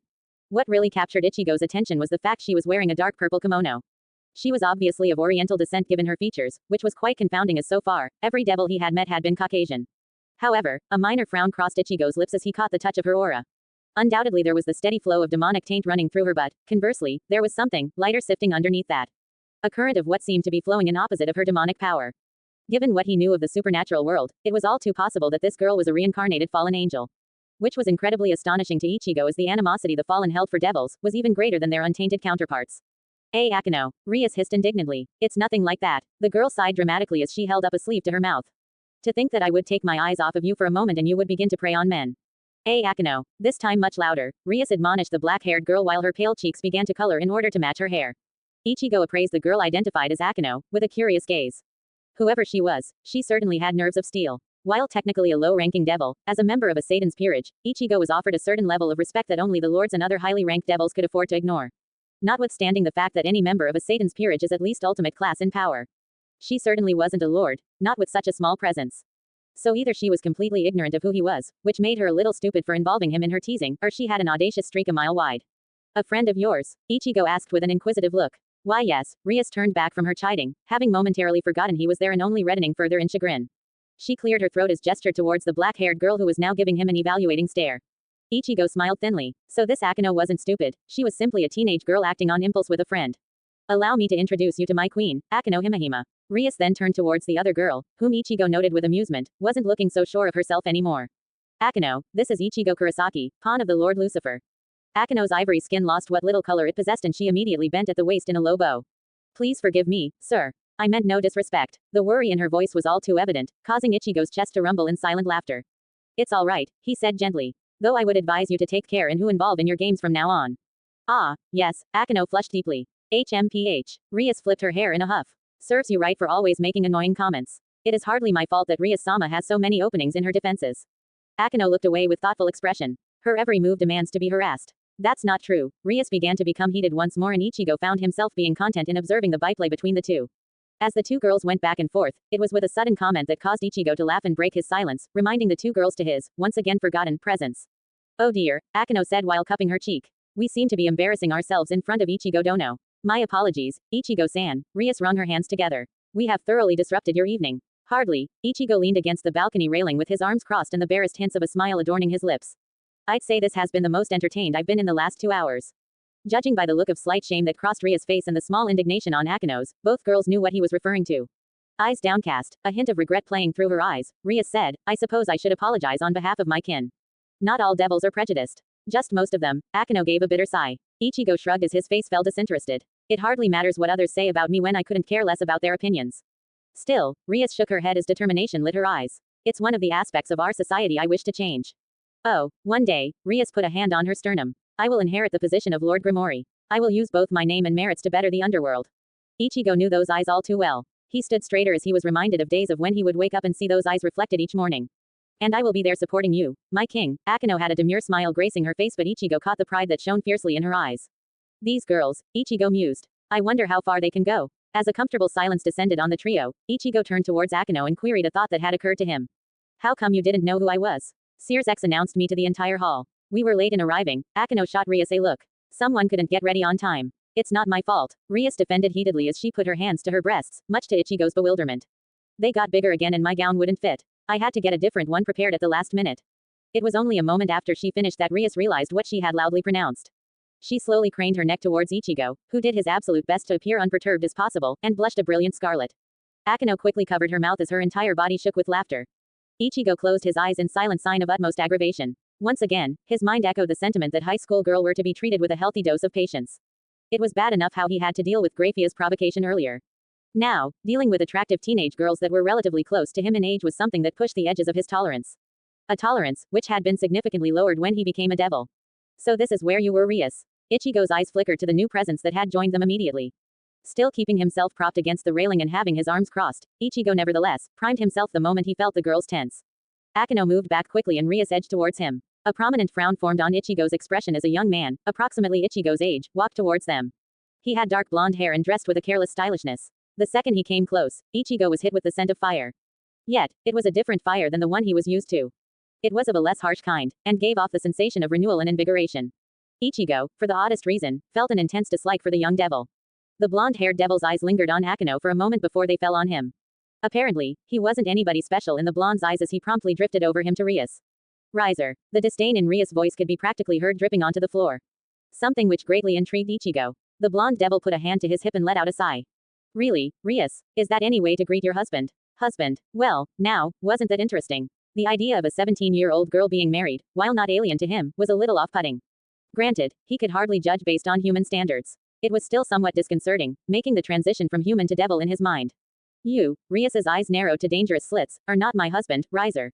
Not yet, you mean. Riser smirked with a sense of smug triumph. What do you want, Riser? Ichigo felt Rias' demonic power bristle in hostility. Obviously, there was some animosity on Rias' part towards the male devil, but Ichigo was content with holding his silence for the time being. Nothing, Riser shrugged. Just wanted to dance with my fiancé. Ichigo's eyes briefly lit with understanding before they subdued. Graphia had taught him how there were several arranged marriages between the younger generations of purebloods. The conclusion of the civil war had seen what little left of the 72 pillars lay in ruins. So this meant that Rias and this Riser were one such pair. He felt a pang of sympathy for the girl. Being married off to someone you don't know at all was a miserable sentence. Thank Lucifer that he would never have to deal with forced marriages. In fact, nothing short of divine intervention would see Ichigo married anytime soon. He was planning to enjoy the benefits of being single, eventually. No, Rias flicked a strand of her silken red hair over her shoulder dismissively. Now go away. Oh come on Rias, Riser said good-naturedly, though Ichigo could see the brimming anger in the rims of his eyes.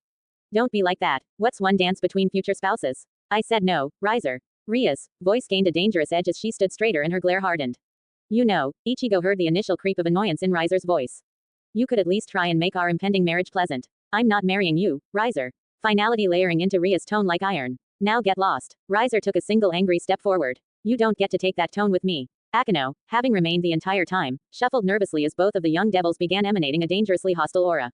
There was a slight crackle as demonic power clashed and the air began to become heavy with imminent danger. Rias' eyes began to glow a perilous green as Riser's gaze flared a deep orange. Ichigo's sixth sense picked up the indiscernible struggle between the dark power leaking from Rias and the raging furnace that was radiating off Riser. Suddenly the burning smell of ozone struck Ichigo and he felt Akeno stir her own power from next to him. A swift glance to the door let Ichigo know that the three devils flashing their auras had attracted a sizable audience. Wonderful, he was now caught in the middle of a soap opera-worthy drama that came with its own spectators.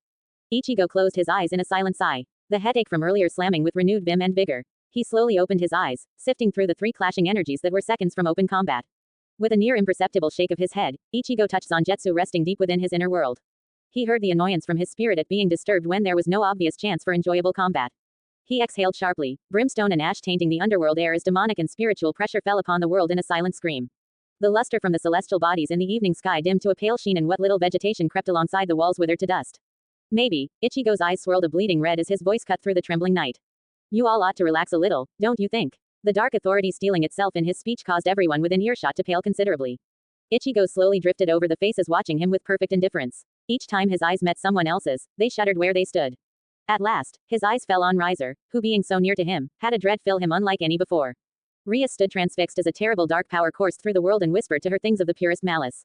What was once a standoff between her and her unwanted fiancé, quickly became a life-changing experience. She could hear the rush of blood through her ears with every erratic beat of her accelerated heart. Her eyes and nose watered as they were stung with the corrosive stench of blackened sulfur.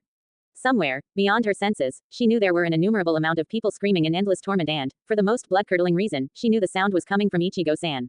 What she had initially viewed as a handsome older boy with a casual air of maturity was now easily revealed as a monster, perhaps on par with her brother. She knew power. She had grown up with power. Every adult in her life was a being of such terrifying capabilities that they could influence an entire war with their mere presence. Yet this, Ichigo Kurosaki was obviously not cut from the same cloth as everyone else. The way his sheer existence was crushing down and forcing her to gasp for air was beyond the aptitude of most powers within the underworld. You know, his voice causing a tremor to strike up her spine as it seemed to warp on certain syllables. It's rude not to introduce yourself and, quite frankly, being ignored is pissing me off. For all that she hated him, Rias had to give Riser the credit he was due when he managed to meet churning eyes of bloody crimson and not falter and collapse to the ground. She saw her fiancé grit his teeth as both dread and indignation filled his eyes. Pride is a pureblood ward with screaming survival instincts. My name is Riser Phoenix. He barely managed to choke it out. She would never marry him, but the single act of standing erect before this monstrous creature would forever earn her respect. And suddenly, the smothering aura vanished as if it was never there and the world seemed to right itself. She could hear the water in the fountain splash again, the twin moons regained their shine and the air became breathable and absent of the acidic miasma. With nonchalance entirely the opposite of the aura he was previously emitting, Ichigo-san remained propped against the balcony rail as he lazily extended a hand. Ichigo Kurosaki, pawn of Lucifer. Riser's jaw nearly unhinged and, if possible, he seemed to pale even further. He reached out a shaking hand and grasped the offered appendage. I'm going to assume that you were late to the party. Riser only nodded dumbly as Ichigo-san shook his limp hand before letting it drop. Right, Ichigo's voice barely leveling above board. Do you think you could let us finish our conversation? Getting an affirmative nod from the completely overtaken Phoenix, Rias had to stop herself from gaping as Ichigo-san waved her persistent suitor away. As Riser disappeared into the crowd that was both terrified and captivated, she heard a long sigh escape from the older devil next to her. You know, he said turning towards her. Your brother told me this trick for dealing with all these unpleasant elitists. Rias looked up at him expectantly but before she could say anything, a sudden screaming broke the remnants of the spell woven by his terrific display of power. Revenge. I'm screaming revenge again. Ichigo-san frowned momentarily as he reached inside of his suit and pulled out a sleek black phone. His frown deepened as he read the name written on the caller ID. Still scowling down at the blaring phone, Ichigo said, he told me the best thing to do is crush them. Ah, if you'll excuse me. Rias trailed after him as he walked away and the sea of spectators parted for him. Upon revisiting the memory later, Rias would admit to herself that he had a cute butt.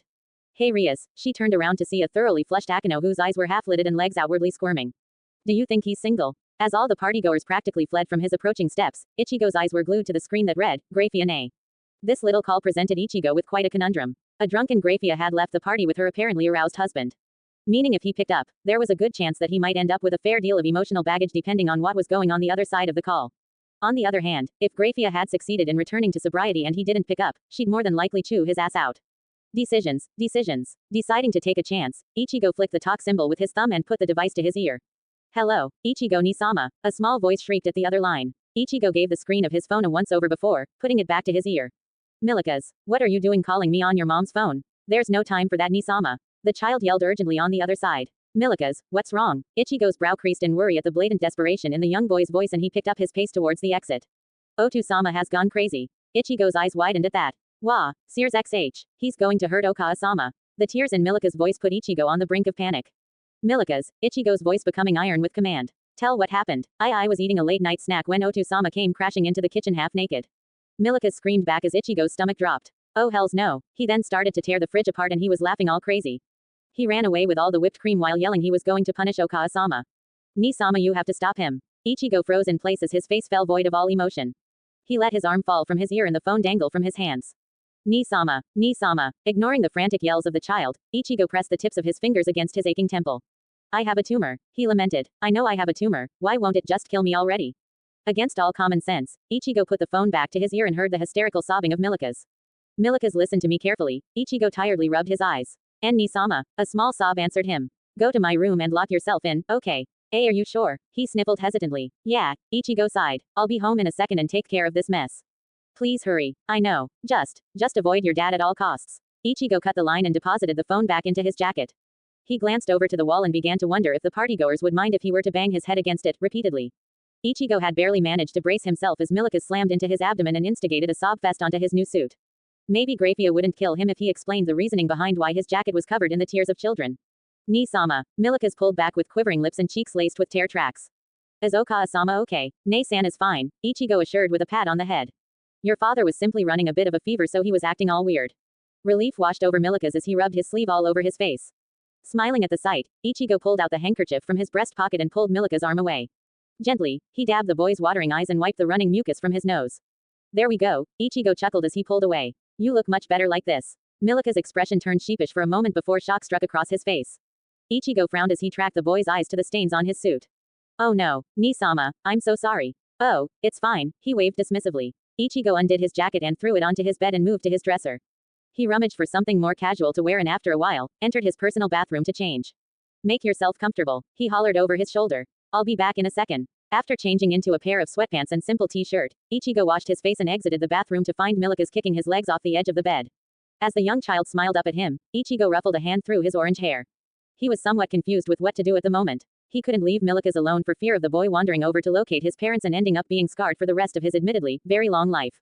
So, Ichigo asked as he sat in his computer chair. What do you normally do for fun? I like to read. He beamed. Nothing wrong with that, Ichigo muttered as he rubbed his chin. As he continued the action, Ichigo absently wondered when he would begin to grow facial hair. Is there anything else you like to do? Milika's dropped his and hesitantly mumbled. I like to train. Train. Ichigo's eyebrows lit up as Milika's nodded shyly. What kind of training? Mostly just physical exercises and proper defense. Milika's looked off to the side as he dragged up whatever memories of training he had done. Some of it is even using my demonic power, but Okaasama doesn't like me doing that kind of training. Does Grafia teach you? Milika's shook his head. Sears X. A single brow rose. Another shake. Ichigo's face fell flat as Milika's eyes dulled faintly. Who? Enku does. Sometimes Benalana Obaa-sama as well. He said quietly. This brat reminds me of me a little too much. Ichigo's lips pressed into a thin line. He ran his hand through his long hair once more. He stole a glance at the clock on the wall. It wasn't too late into the evening. Hey, Milika's. The small red-haired child gazed up from his kicking feet and tilted his head as the older of the two smiled wickedly. Wanna go out and train? 1 week later, Yusaka watched Ichigo give a lazy wave as Soji departed for the underworld. It was now her husband's, still entirely ignorant of said fact, turn to perform the duties of a bodyguard. As he turned around once Soji had completely disappeared from sight, she cast a critical eye over him. The last time she saw him, he was dressed in the loose-fitting garbs provided by her servants. Now he was clad in westerner's clothes that snugly fit around his lithe and tall frame. Although, Yusaka already had a very clear image of what lay below those well-fitted clothes. She sighed as her ears nearly fell flat across her skull. It was a great blow to her pride when she realized she was pervert. He shifted the duffel bag strapped across his shoulder and grabbed an unusually shaped case. I leave myself in your care, Ichigo Dono. She tailored a smile to her face even as she comprehended the double entendre of her words. Not even 5 minutes in his presence and she was ready to cry. His eyes did a full sweep around the entrance before his eyes flicked back to hers.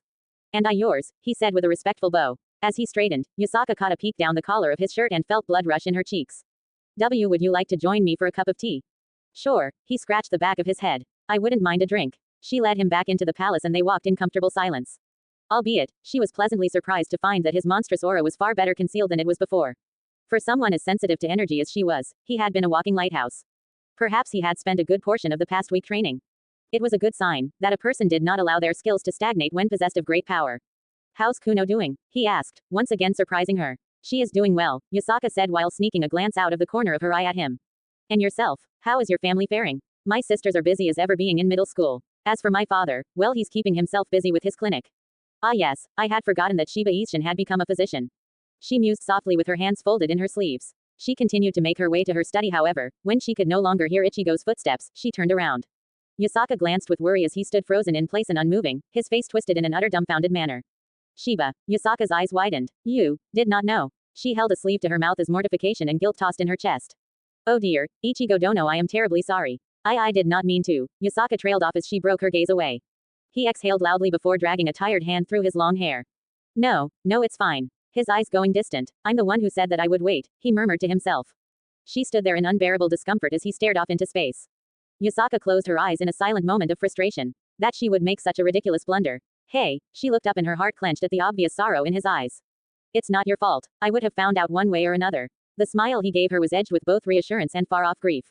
Despite everything, he's still barely out of his childhood. She felt Amaterasu stir from the deepest confines of her soul. A wave of maternal affection and concern flooded through Yasaka as she beheld the young devil before her. Yasaka reflected Ichigo's sad smile as she began to understand why Amaterasu was so invested in this young, extraordinary individual. Would you prefer to retire for the time being? She called, allowing her roiling emotions to recede from her eyes.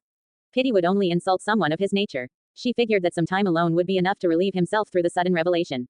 His response utterly astounded her. Actually, tea sounds great right about now. His own face slowly became cold and polite, though the remote glint tarried on the fringes of his expression. Very well then, she nodded, gaining a newfound esteem for his inner strength.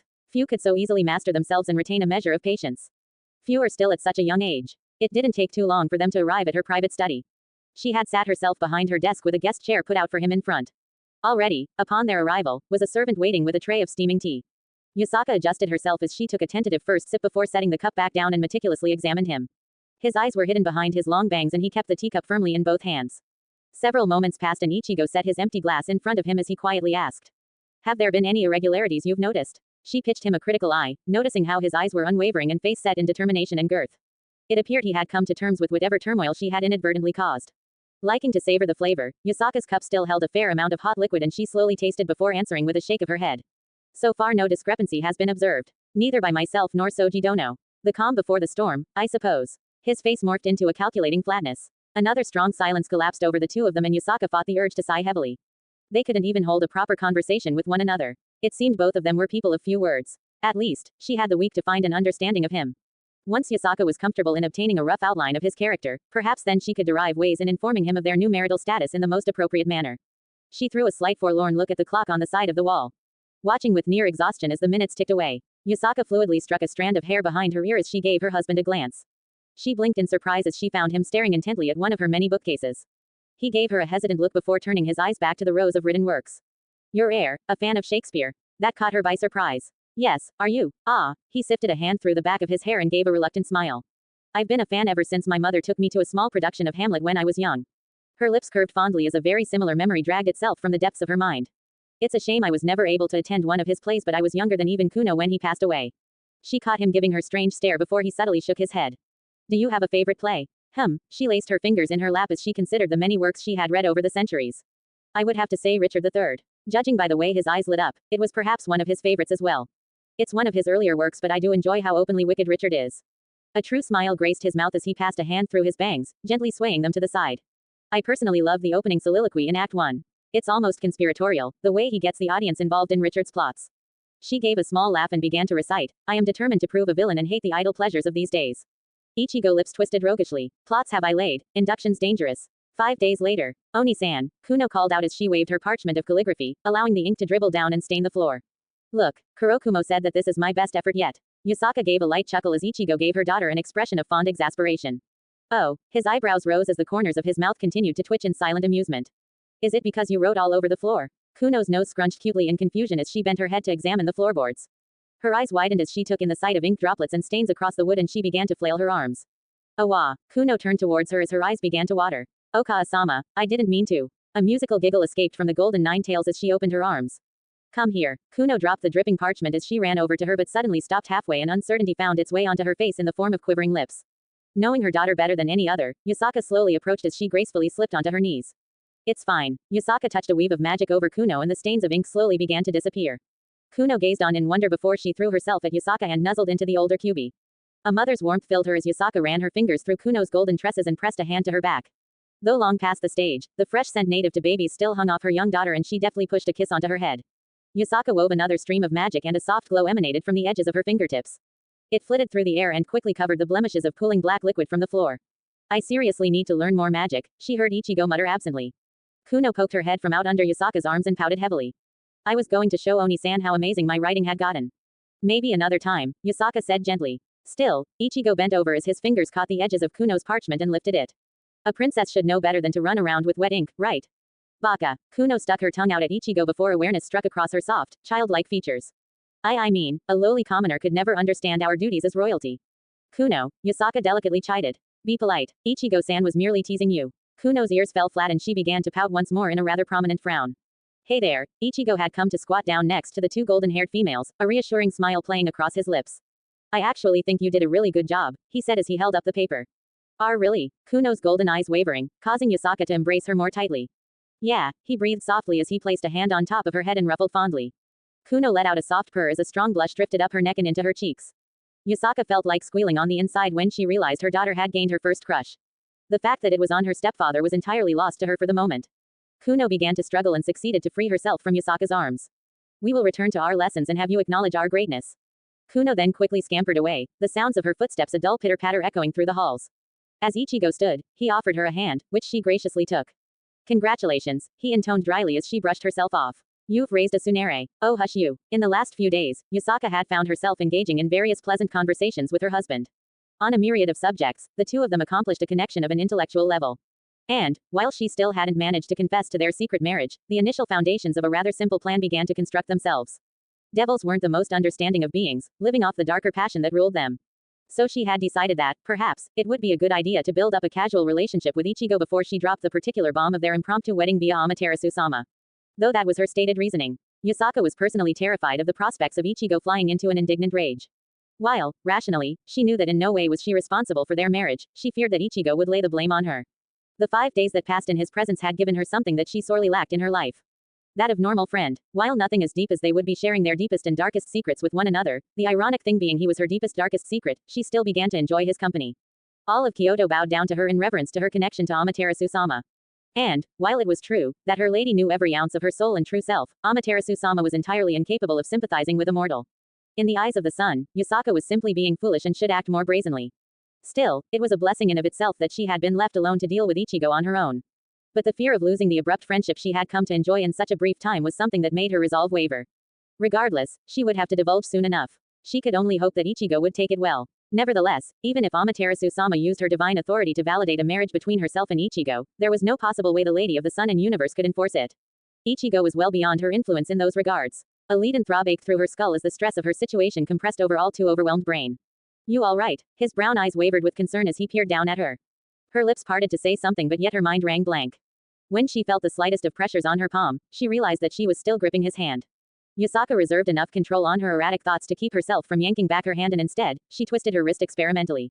His brow furrowed and he quickly let go. I apologize, she said, not meeting his eyes. My mind and merely engaged. Need help occupying your brain. She glanced up with confusion as mischievous smile rippled over his face. What? She asked softly while tilting her chin. He brushed the back of his head and his expression became awkward.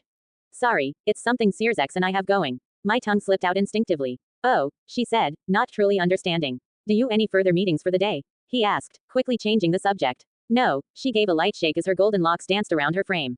I am essentially having a day off today. There is little to be done as the clan heads have taken their responsibilities more seriously in light of the new threat. They don't usually? He asked curiously. Unfortunately, no. Her expression twisted in annoyance as she quietly brought her tails out. While some of them take their duties very seriously, yokai, as a rule, are quite the unruly lot as a whole.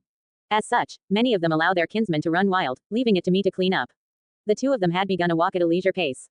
Well, in truth, Yasaka was merely wandering aimlessly while Ichigo simply followed her as her bodyguard. There was nothing wrong with taking advantage of the situation to spend more time alone with him after all. Must be pretty irritating. He frowned from behind her. Quite the opposite, she smiled mischievously. Because they do not handle it on their own, I may deal with the headaches at my discretion. They cannot complain as it was they who shirked their duties. He snorted. For a priestess, you're quite the tyrant you know. She aimed her smile at him and subtly brushed a tail against his arm. Before any station in life, I am first and foremost a QB. My kin are rather well known for the mischief they cause. He snorted. All of a sudden I fear for my life. Maybe I should leave. Yasaka put up a sleeved hand to her mouth as she turned away in mock hurt. Alas, I am a woman, friendless and helpless. Ah, Ichigo followed along as his expression became amused and he spoke sardonically. But you are a woman. When you think, you must speak. Such is your bane. Two of Yasaka's tails smacked his arm and they both smiled in amusement. They resumed their slow march and Yusaka bit her lips lightly to keep the smile threatening to overtake her countenance in full. The tips of her tails twitched and her ears stood straight. Eventually the hall they trekked on opened up and they found themselves in the main hall. I have told you my day encompasses of nothing, she softly intoned. What are your plans for the remainder of the day? Aside from following you around. He grinned from the corner of his eyes. I thought maybe I could get some guitar time in. Guitar time. Her brows creased. I did not know you were a musician. I'd hardly call myself a musician, he scoffed. I just enjoy a good riff. Riff. The sound of her voice coded in confusion. It's, well, how do I explain? He crossed his arms as he became pensive. I guess it's a repeat of melodies over and over again. She mused silently and suddenly a tail wrapped around one of his wrists. Hey, Yusaka calmly began to lengthen her strides and Ichigo was dragged along. Let go of me. Where are we going? Why to your quarters of course, she said as if it were the obvious thing in the world. All right, he grunted as her tail wrapped even more tightly when he attempted to free himself. Why are we going to my room? You have sufficiently piqued my interest. I wish to see you perform. She shot him a devious smile. You should be honored. It's not often the opportunity to entertain royalty presents itself. Oh wonderful, he rolled his eyes. Now I see where Kuno gets it from. I bet you were an adorable kid too. She suddenly stopped, causing Ichigo to look at her with a frown. Inwardly laughing, Yusaka averted her eyes and willed a blush onto her face. You do not think me adorable now? Ichigo's expression cut slack before he pinched the bridge of his nose with a slight groan. Not you too, he muttered absently. You're becoming as bad Yoruichi and Grafia. Yusaka felt a slight tug inside of her chest as her eyes sharpened in the minutest of lights as the amusement in her slowly slid away. Grafia, is she not the maid who attended to your lord? You are close to her then. Ichigo looked somewhat lost at the sudden question before answering. You could say that. I think she's the closest friend I've made in the underworld so far. I see. Her lips pursed a tad. Do the two of you do things often? As friends I mean, she amended quickly. Ichigo tilted his head back in reflection. Not really. A frown passed his face, which did not go disregarded by her. Nei-san is my main link to learning about the underworld and all of my responsibilities. I mean, yeah, we sometimes do things that could be considered fun but it's generally for a specific reason. Yusaka pondered over his answer as she turned around and began to lead him back to his chambers. I see. And Shihoin Yoruichi, what is your relation to her? You know Yoruichi, the surprise in his voice quite apparent. Kyoto makes sure to keep an eye on Urahara Kazuki and his machinations.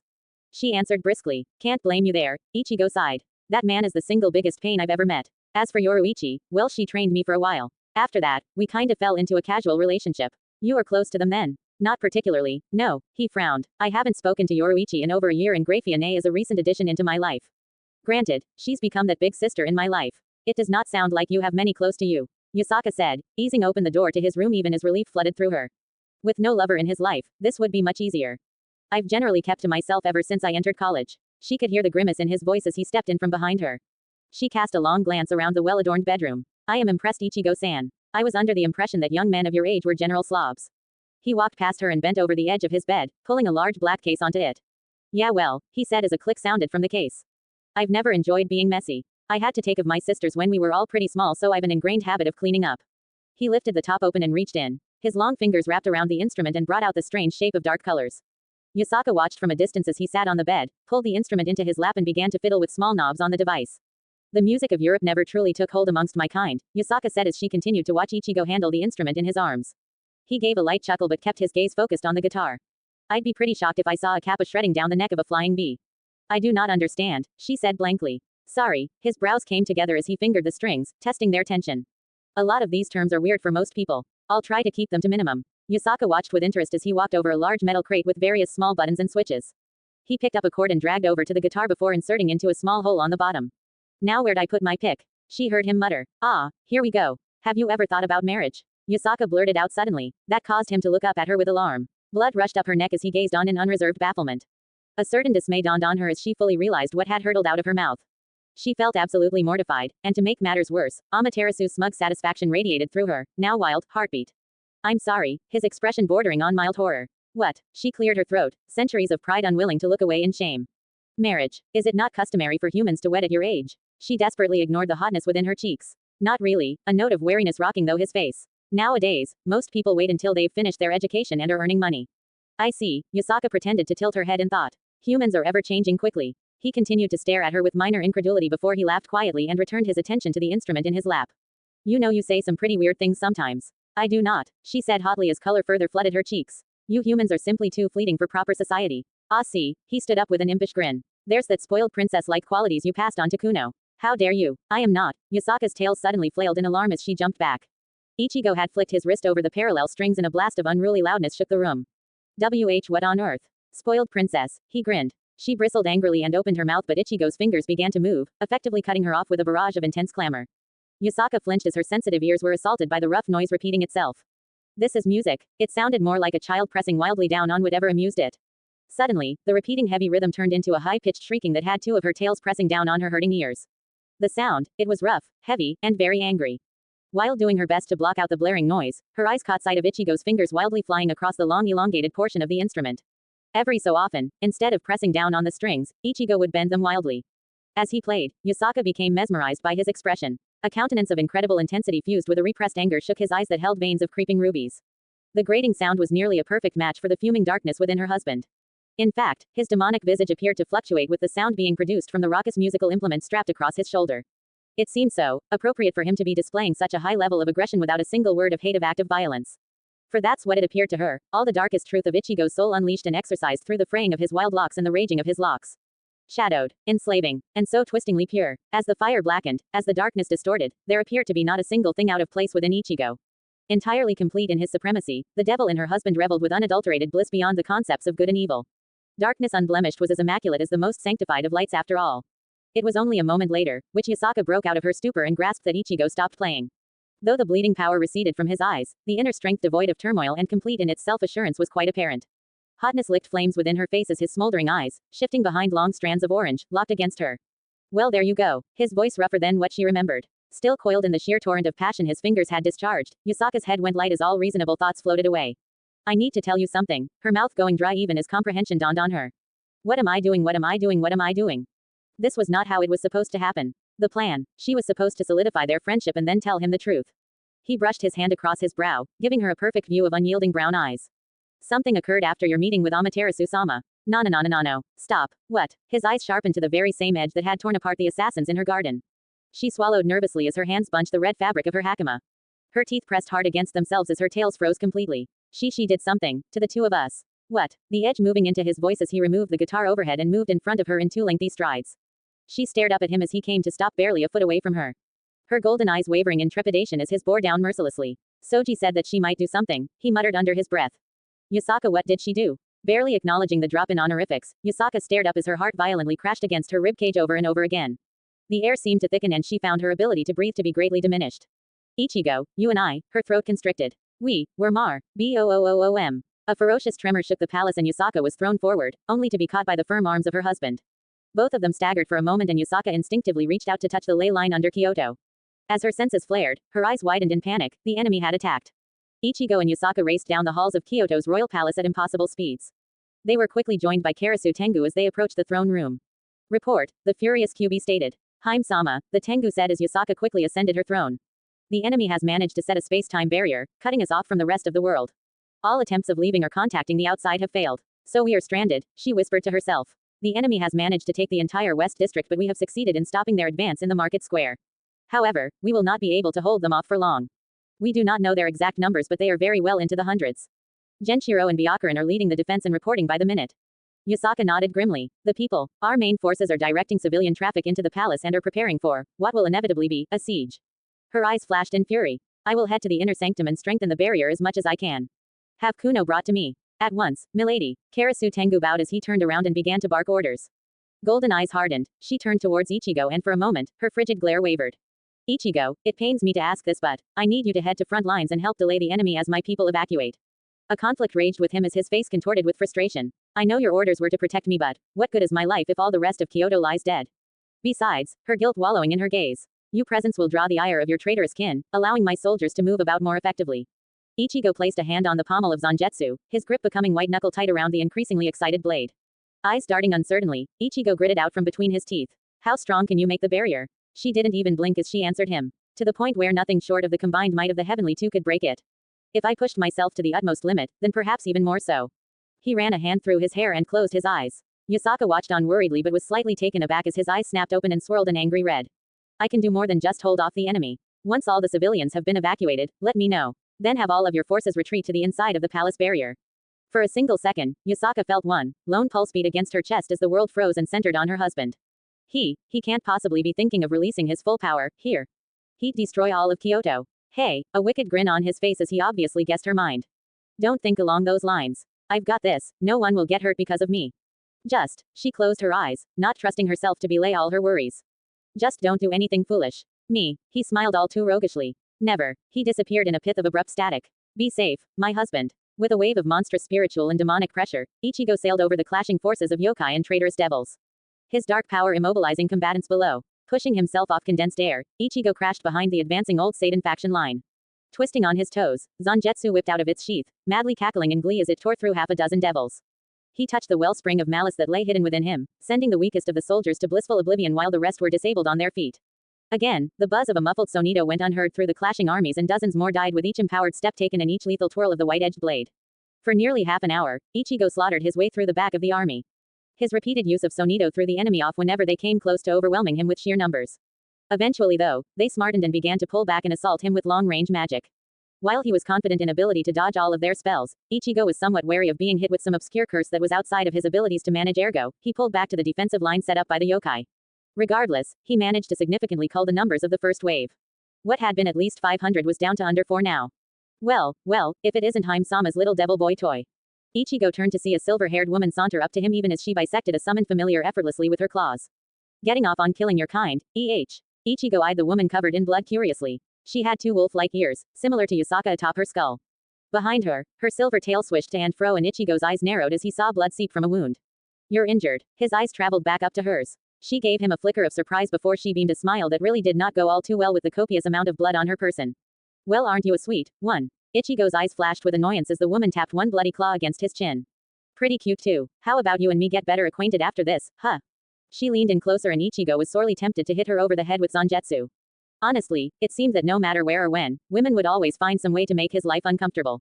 Byakuran, a gruff voice called out. Ichigo craned his neck to peer at a heavily muscled Oni. Less flirting with devils and more killing them. The Oni emphasized his point by crashing both his arms into the ground and sending a shockwave of yellow yoki hurtling towards a column of conjured gargoyles. He's just jealous I'm not paying attention to his ugly ass. The newly identified Byakuran rolled her silver eyes. Oh well, I'll be seeing you around, cutie. Try not to get yourself killed. Oni-sama might just reward if you come back. She gave him a flirtatious wink before leaping high into the fray. With an exaggerated sigh, Ichigo pushed himself off the ground, cracking the cobblestone below. As he solidified the air beneath him, he cast a critical eye over the entirety of Kyoto, taking note of where all the major skirmishes were being held. It was a real shame that this was an actual city and not like the fake one that Urahara had set up prior to the battle with Aizen. If that were the case, a few Seros and full-powered Getsugas would have finished the job already. Unfortunately, if he did that, Kyoto would be reduced to a pile of rubble. Somehow he didn't think that Yasaka and the rest of the yokai would be quite that impressed with him. Not to mention what Grafia would do if she got wind that he leveled an entire city. A shiver visibly traveled up spine. Best avoid that route with zeal. As Zangetsu growled impatiently in his grip, Ichigo lightly kicked his own sword and scolded it, shut up will you. The sword hummed with what Ichigo could only interpret as vulgar spiel. Rolling his eyes, Ichigo stopped halfway through the movement as something caught his attention from his peripheral view. What appeared to be hundreds of glowing lights appeared within the sky, causing Ichigo to school his features into neutral. Reinforcements, huh, he muttered as he took off in the direction. Looks like you're gonna get your fill, you psychotic sword. As Zangetsu let out another note of discontent, Ichigo realized just how screwed up his life was when an inanimate object just told him to piss off. He was going to demand that Searsex give him a vacation after this whole mess. As hundreds of devils appeared and prepared to begin the second wave of the invasion of Kyoto, Ichigo stepped out of a sonito, directly beneath them. It had been their miscalculation to appear in midair rather than on land. He ripped open the floodgates and let loose his massive reserves of power. Griping Zangetsu in 2 hands, red-laced black power surged around the sword and Ichigo smirked as his positioning allowed him to use the attack without damaging the city infrastructure. The devils felt the spike of his power far too late and Ichigo launched a Getsuga Tensho skyward. The black fang arced towards the amassed army and detonated with a fierce explosion. The roofs of the nearby buildings were cleanly crushed from the force of the eruption, causing Ichigo to let out a series of obscenities. Oh well, push comes to shove he could just blame it on the invading army. As the sky above was engulfed in a torrent of flame and smoke, Ichigo sprang himself upward with a powerful twist of his legs. He positioned himself across from the raging flames and watched dispassionately as corpses and the heavily injured fell in groves. He didn't like it, such a massive taking of life, but he had learned from both Searsex and Grafia just what kind of people the old Satan faction were. They practiced the ancient ways of the underworld with, ironically, religious fanaticism. All they cared about was power and the right to exercise as they saw fit. Aptly, Grafia had called them evil. His hold on Zangetsu constricting, Ichigo's crimson eyes surged with calamity and malignance. He slowly swung his arm and tore loose a second black fang. Yasaka sat in the center of a massive seal array that her mother and grandmothers had used for millennia to regulate the ever-fluctuating ley lines. Just outside of the glowing magical circle, Kuno and several of her most trusted handmaidens lingered. Within the inner sanctum of her palace, no man could ever intrude. Not so long as she drew breath would she allow it. A bead of sweat passed over her brow as she slowly opened her eyes. The sheer concentration needed to regulate a planet's worth of energy was nothing to scoff at. Well, perhaps that was an exaggerating. She was hardly manipulating the entire planet's life stream, merely diverting a minuscule drop for her own purpose. Still, that minuscule drop was great enough to multiply her own capable strength fivefold. In this stage, she could easily overwhelm any save for the most powerful of the world. Quote. Perhaps that was another exaggeration. She could potentially defeat any but the most powerful, but the necessary focus and immobility of the state made it incredibly impractical for open battle. Not to mention a slip-up in regulating such massive amounts of energy would reduce her dash. She let out a deep breath as she addressed no one in particular. How fares the battle? Have the citizens been evacuated? Most of the citizens have been sheltered within the palace. There are but a few stragglers that are being brought in. Yusaka wasn't sure who spoke, her mind going numb from the influx of power. Kurosaki Dono has managed to deal the invaders a terrific blow, but their number seemed to have no end. The mention of her young husband brought some clarity to mind. That, she huffed heavily, pausing for breath, is good news. What of the outside? Have we been able to breach the barrier? Unfortunately no, milady. We are still very much stranded, though Karasu Tengu Dono is hard at work trying to break through. Yusaka let loose a fatigued sigh. Her body racked sore with the strain of the massive power surge. A moment of coolness within her chest let her know that Amaterasu-sama was lending her aid as well, helping the golden QB cope with the substantial strain. Oka-sama, her daughter's voice cutting clear through the haze of dizziness. Yes, beloved, she smiled. Can I help you? Kuno sounded both afraid and hopeful, adding to the ease that her lady provided. No, darling, Yusaka's smile brimming with tender love. In time, as you grow older, you will learn to help your mother and someday even take my place. For now, however, simply watch. She closed her eyes with a sigh as she saw Kuno nod her head hesitantly before nodding a second time with renewed vigor. Milady, there is something else, a handmaiden began but was interrupted. Silence. Do not add to Haim-sama's burden. Several of the others quickly began to berate the young woman who had spoken up, and judging by their reaction, something serious had occurred. Serious and dread. Tell me, she said stiffly. Milady, you already have much to deal with, please do not add to it. Yusaka shut her eyes tighter for a moment of patience. It's already troubling my mind, so you might as well say it. As she opened her eyes, Yusaka saw several distressed gazes exchanged. Wonderful. How could it possibly get worse? Milady, one of them fumbled with her hands. The amassing cloud fang has been unsealed and stolen. Wah! Yusaka cried out in pain as a spike of agony tore through her left arm and her concentration slipped. Immediately the others began to move. Do not approach, she barked through gritted teeth. She felt the energies of the sun seep into her arm and slowly work its way through the natural energy and repair the damage done. But even still, she could feel the Lady Amaterasu's worry through their link. Out of all the things the underworld traders could get their hands on, it had to be that blade. Yusaka fought hard to fight the panic down. Under no circumstance could that sword be allowed to come into contact with her devil bodyguard. If the Fang and Ichigo were to meet. Be careful, Ichigo. Heedless to the corpses that fell around him, Ichigo continued forward, cutting a bloody swath around him. He had become deaf to the cries of demise and blind to the sprays of blood. The battle raged without end about him, and he continued forth with merciless drive. His eyes thundered a dark swirl of scarlet, warring against his countenance of frigid neutrality. Pure black eddied through him, anger gaining form and misery twisting the fringes of Kyoto. It was all that was left of his mind at this point. The need to inflict harm, the desire to distribute pain, the instinct to maim. Zangetsu cackled with mad glee as he carved through bone and blood. They threw themselves at in droves, devils of fear and desperation, only to crash onto their faces as the white blade harvested soul and sorrow. And as each life was robbed from its owner, the churning only increased and the flame roared from deep with his flesh, incinerating what would be carrion flesh. Ichigo cast a detached gaze around the chaos erupting through Kyoto, taking extra care to notice where conflict was strongest. He idly noted the aura of the woman called Byakuran fighting off a contingent of hulking beasts. There was spike of magic, and Ichigo's eyes darted to the west, where the invading army had set up the bulk of its forces. Acres of buildings were shattered as the earth exploded in a shower of dirt and debris. Ichigo turned in full, his demonic eyes tracking the weaving of magic that was giving form and shape behind the twister of wreckage and rubble. Behind the wall of wind, he could barely make out a hulking frame slowly rising out of the ground. He took a single step and, before he completed his stride, he disappeared in a buzz of static. The finished Sonido deposited him several meters from the roaring winds, their ferocity pulling at him and only being held back by the density of his pressure. From above him, winged and armed, devils dove at him only to be incinerated from the sheer ferociousness of the heat being generated off his body as he flared his aura. He didn't even blink as their ashes clouded and fell about him. His only interest was in the dying winds that outlined the colossus of a creature in front of him. Winding metal-plated pincers jutted from either side of its maw, snapping viciously and dripping corrosive saliva that ate away the ground it fell upon. The creature's flat, skull-like face tilted to the side as his two arms, longer than its body, fell to the ground in a crash. It peered down at Ichigo, all 6 sockets within its skull holding a dull yellow glow. With a morbid interest, Ichigo examined at the rest of its body. Purple and grotesque, it was barely humanoid with its bulging and mismatched appendages.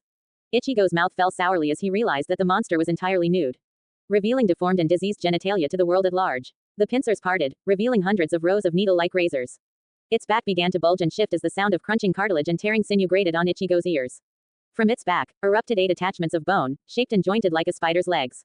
With childlike intent, one of the extra arms of bone reached out slowly and moved to touch him. However, as it approached him, his demonic pressure burned away at the appendage, causing the tip to blacken and crumble. It didn't even bother to pull back, merely letting the leg fall to ashes.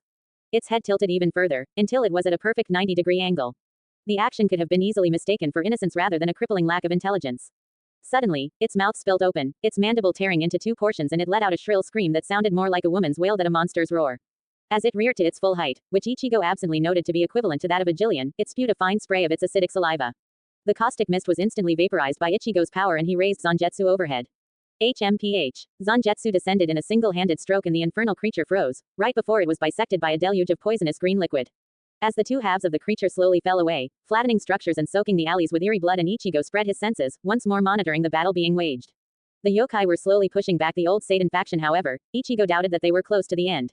For the most part, the devils slain so far were low-class creatures.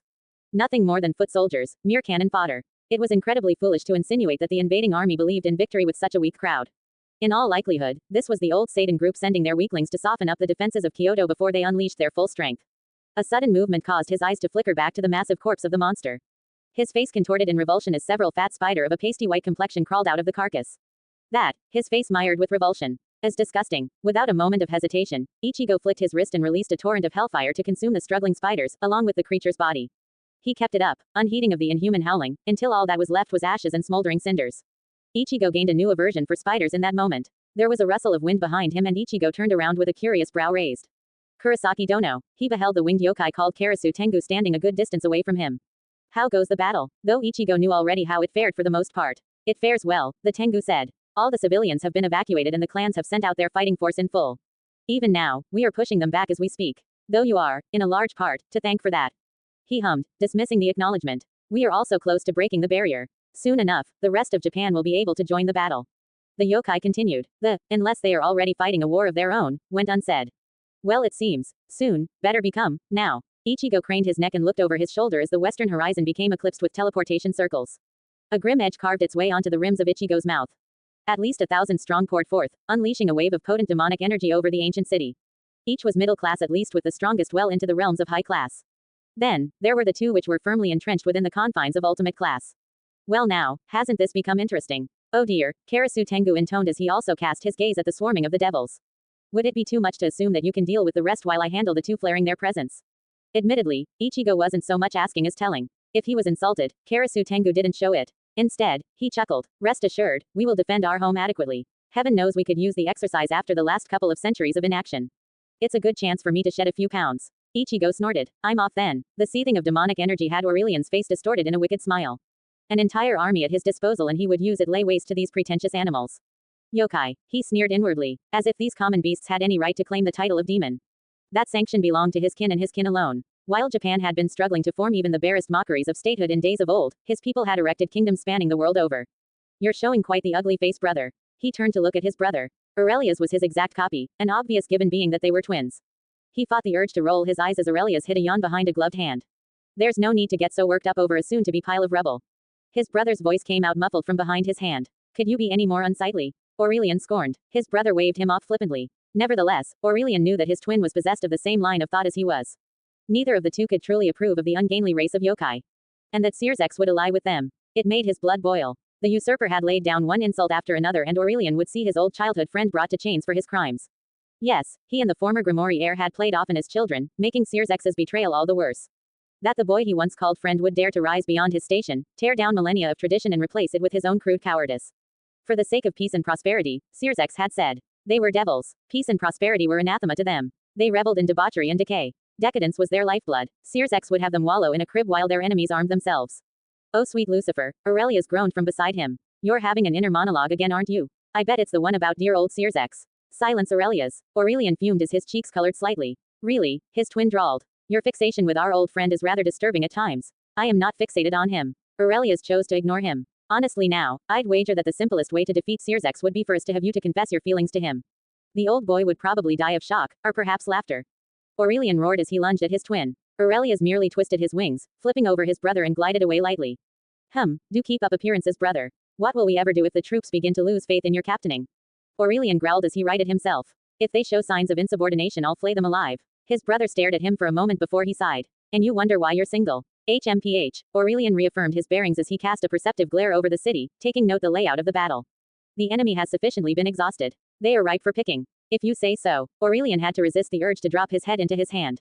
It's terrifying how much you are akin to grandfather. Isn't that a good thing? It would be, Aurelian snorted. If you were even half as powerful as he was. I reiterate, if you say so. Aurelius shrugged his shoulders before sweeping a board across the horizon. Say, isn't that Sears's newest slave over there? Where? Aurelian's head perking up immediately. Over there, his twin pointed. By all that smoke and blackened ground. Is that him? Aurelian whispered as he rubbed his jaw. I don't really remember what the pictures of him looked like. No, that's him. How can you be sure? His hair, Aurelius answered. I've never seen such a strange coloration as hair color. Perhaps we could capture and breed him. Whatever for. His brother shrugged. We have so few Orientals in our populace. A few exotic beauties could do well to decorate the palaces we'll build.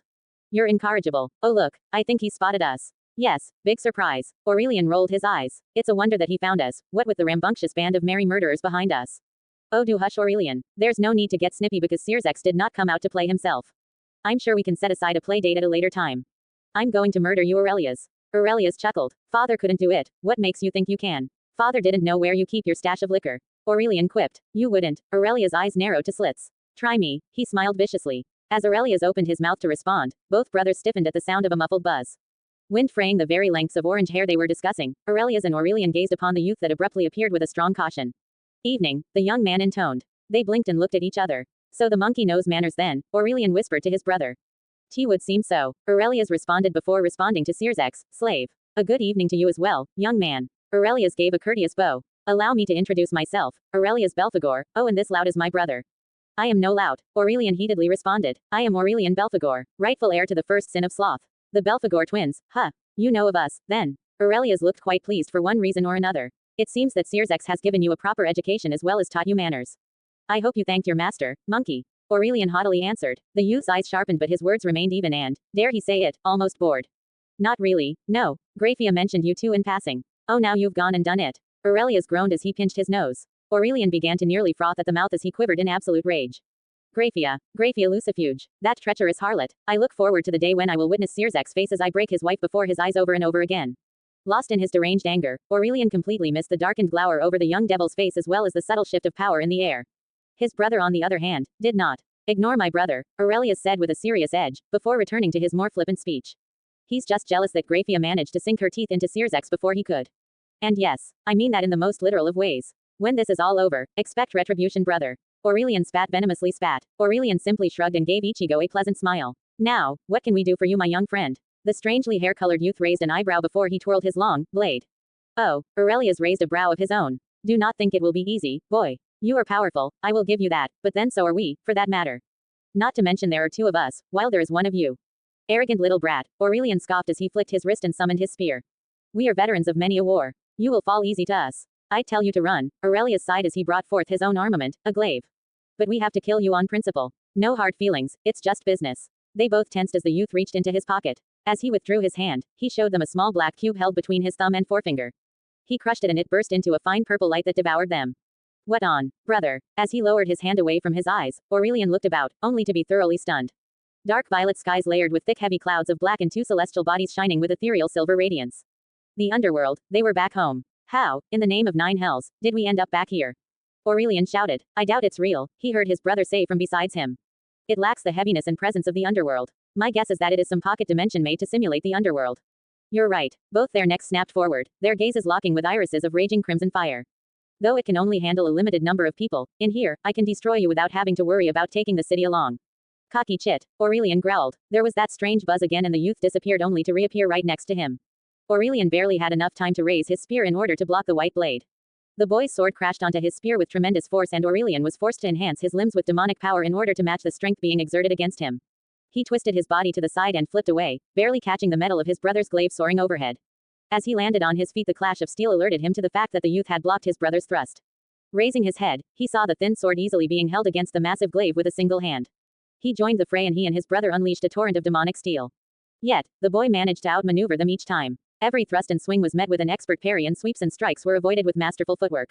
The slave was a no stranger to combat. If anything, he held an affinity and talent that utterly surpassed that of the twins. Growling to himself, Aurelian jumped back and disengaged from the skirmish. Aurelius joined him, guessing his mind with a familiarity born through centuries of camaraderie. Together, the two shoved out a hand each and let loose a powerful blast of magic. The two beams entwined around one another as they barreled through the air. The brothers watched with silent horror as the youth easily held out an open palm against the pulsing blast of demonic energy. Effortlessly, he gripped the beam with his fingers and pushed it to the side, diverting its path into a large boulder. There was brilliant flash of light as the entire space shook. Aurelian gazed in frustration as the slave, the monkey, observed with the barest hint of interest at the newly formed crater large enough to fit a house.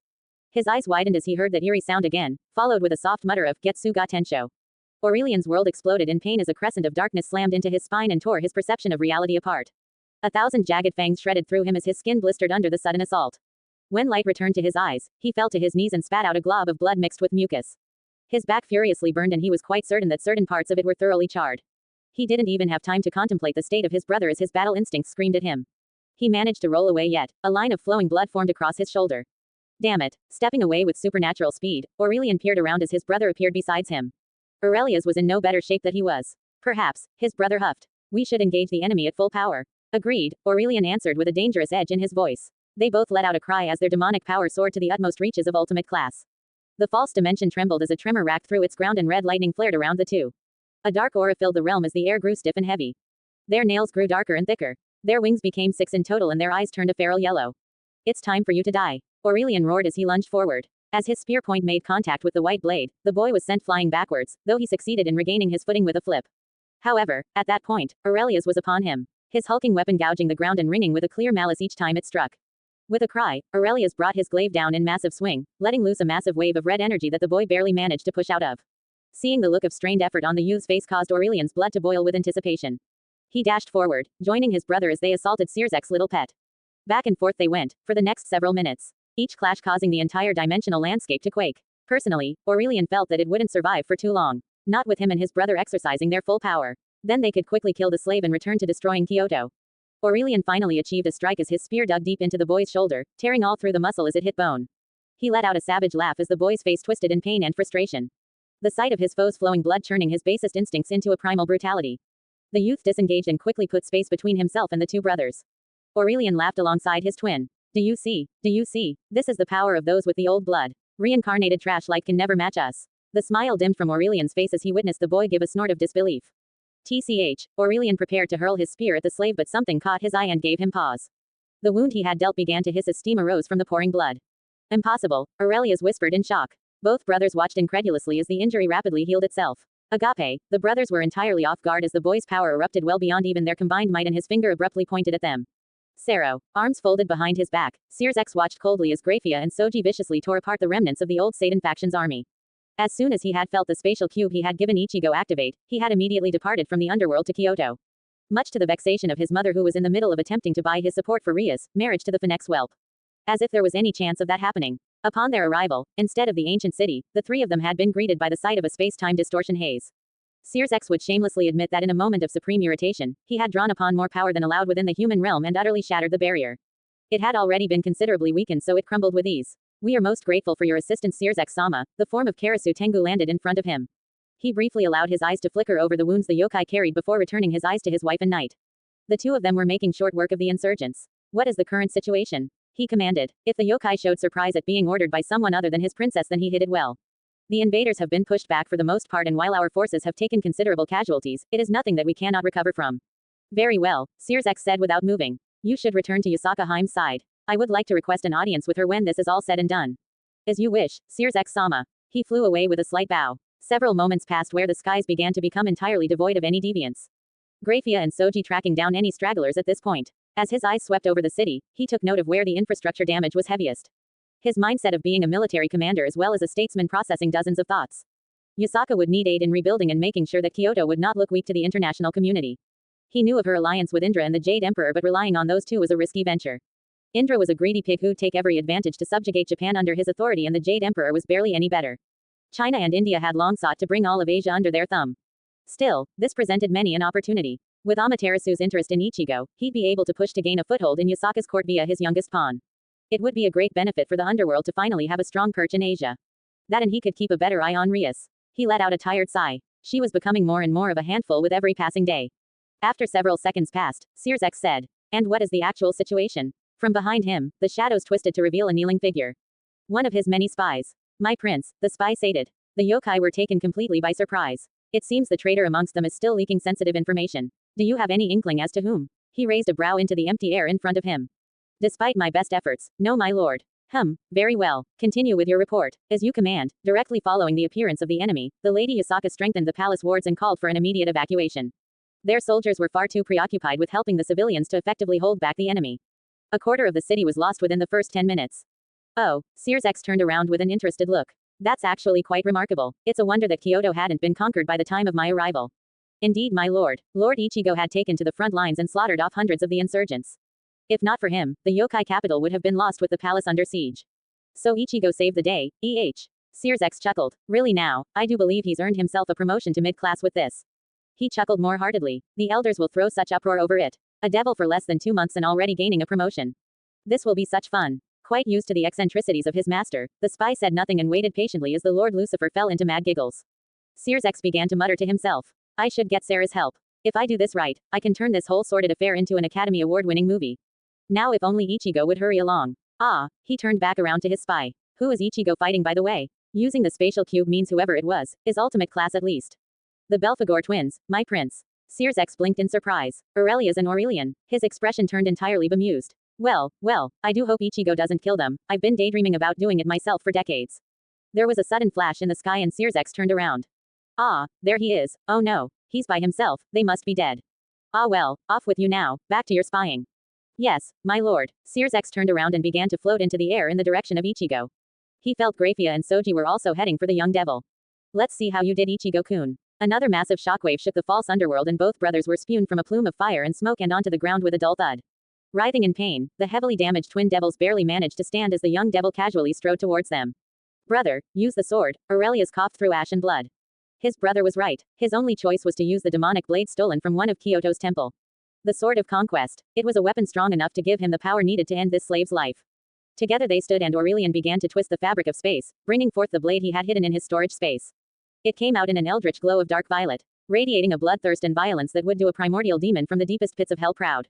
A long and sleek blade whose origins and methods of forging were unknown. A bleeding corrosive aura, the sheer density of its malevolence burned away at his fresh wounds and racked his body with new pain. He grabbed the hilt, fashioned from some creature's bone that curved over a purple orb that gave off an ominous glow. The instant his fingers wrapped around the grip, tendrils from the blade erupted and dug into his arm. He bit the inside of his cheek as pain volleyed through his arm as the sword's shoots entwined themselves along his bones and into his nerves. The glow from the pommel flared and immediately he heard the cursed weapon begin to whisper things into his mind. Dark temptations, promises of power and enthrallments of kingdoms. He pushed back, unwilling to give in to the blade but instead, drew forth its demonic presence. As his power grew and the awareness of impending victory grew, the atmosphere of the facade of the underworld grew a stifling hot. No, hot was an understatement. It was near scalding, the temperature. His eyes flickered from his unsure brother, to the suddenly wildly pulsating sword. Darkness unlike anything he has ever felt began to fill his soul. A dread he had only associated with his grandfather and other devils of Lucifer's age spilled across the artificial expanse. My wrath, you will not escape this time. Aurelian began to quiver as his grip sweated over the sword in his hand. The same sword that was frantically screaming at him to flee. His jaw had clenched with such force that he had bitten a small bit of his tongue off. He looked up, eyes bulging from his sockets as an invisible force gripped his heart and squeezed. The youth was gone, his brother was gone, the false underworld was gone. All that was left was a massive inferno that seemed endless and eternal. The sky was fire, the ground was fire and the very air was fire. No, he could feel himself melting away in the all-consuming flame. That which is wrapped in chain must remain wrapped in chain. The nerves and legs were savagely ripped apart as a bladed chain impaled him through his knees. He fell, or did remain standing. Was he even standing to begin with? His mind slowly went blank as a rattle slowly draped around his throat. And that which is bound in servitude must remain bound in servitude. Dozens of more chains jangled overhead, though they did not touch him. At least, he didn't think they touched him. Wait, who was he again? Somewhere, in the shattered remnants of his mind, he made out the furious roaring and snarling of a dragon. He could discern that the clamor was close by too. Welcome home, Soanga. Author's note. Longest chapter so far. One thing I wish to make absolutely clear, physical attraction does not equate love. The physical attraction towards Ichigo is simply that. It goes no further and, over time in regards to certain characters, will grow into deeper feelings. If you caught my metal illusions, once again, a big congrats to you. Soanga. One of the three fangs in the Inuyasha series. Soanga has the ability to summon 100 sinners with a single swing and can unleash hurricane force winds with its ultimate attack. Within the sword is the spirit of a dragon from hell. If you have questions, feel free to PM. I'll do my best to get back to you as soon as possible. Hope you've enjoyed. CENEX. The initial conversation with Milikas. Milikas, he called loudly. Milikas, you have to listen to me. Ni-sama. What should I do? Listen to me very carefully, Milikas, Ichigo said slowly into the phone. You have to do exactly what I say. Okay. Oh, okay. He heard a loud sniffle from Milica's. You have to find Sears. Otu-sama. That's right, and then ignore whatever he is doing and stay really quiet for 10 seconds. 10 seconds. The confusion of the boy breaking through his tears. That's right, then I want you to. Sears's eyes smoldered in heat as he looked down at Graphia's panting and reddened form layered with sweat. His lips curved in a devious smirk as he lowered his mouth to Graphia's bang. His neck snapped upwards as the door slammed open. Otu-sama. Sears's eyes widened to comical proportions. Oh fuck me. Milik off. Sears had the wind knocked out of him as his wife slammed her shoulder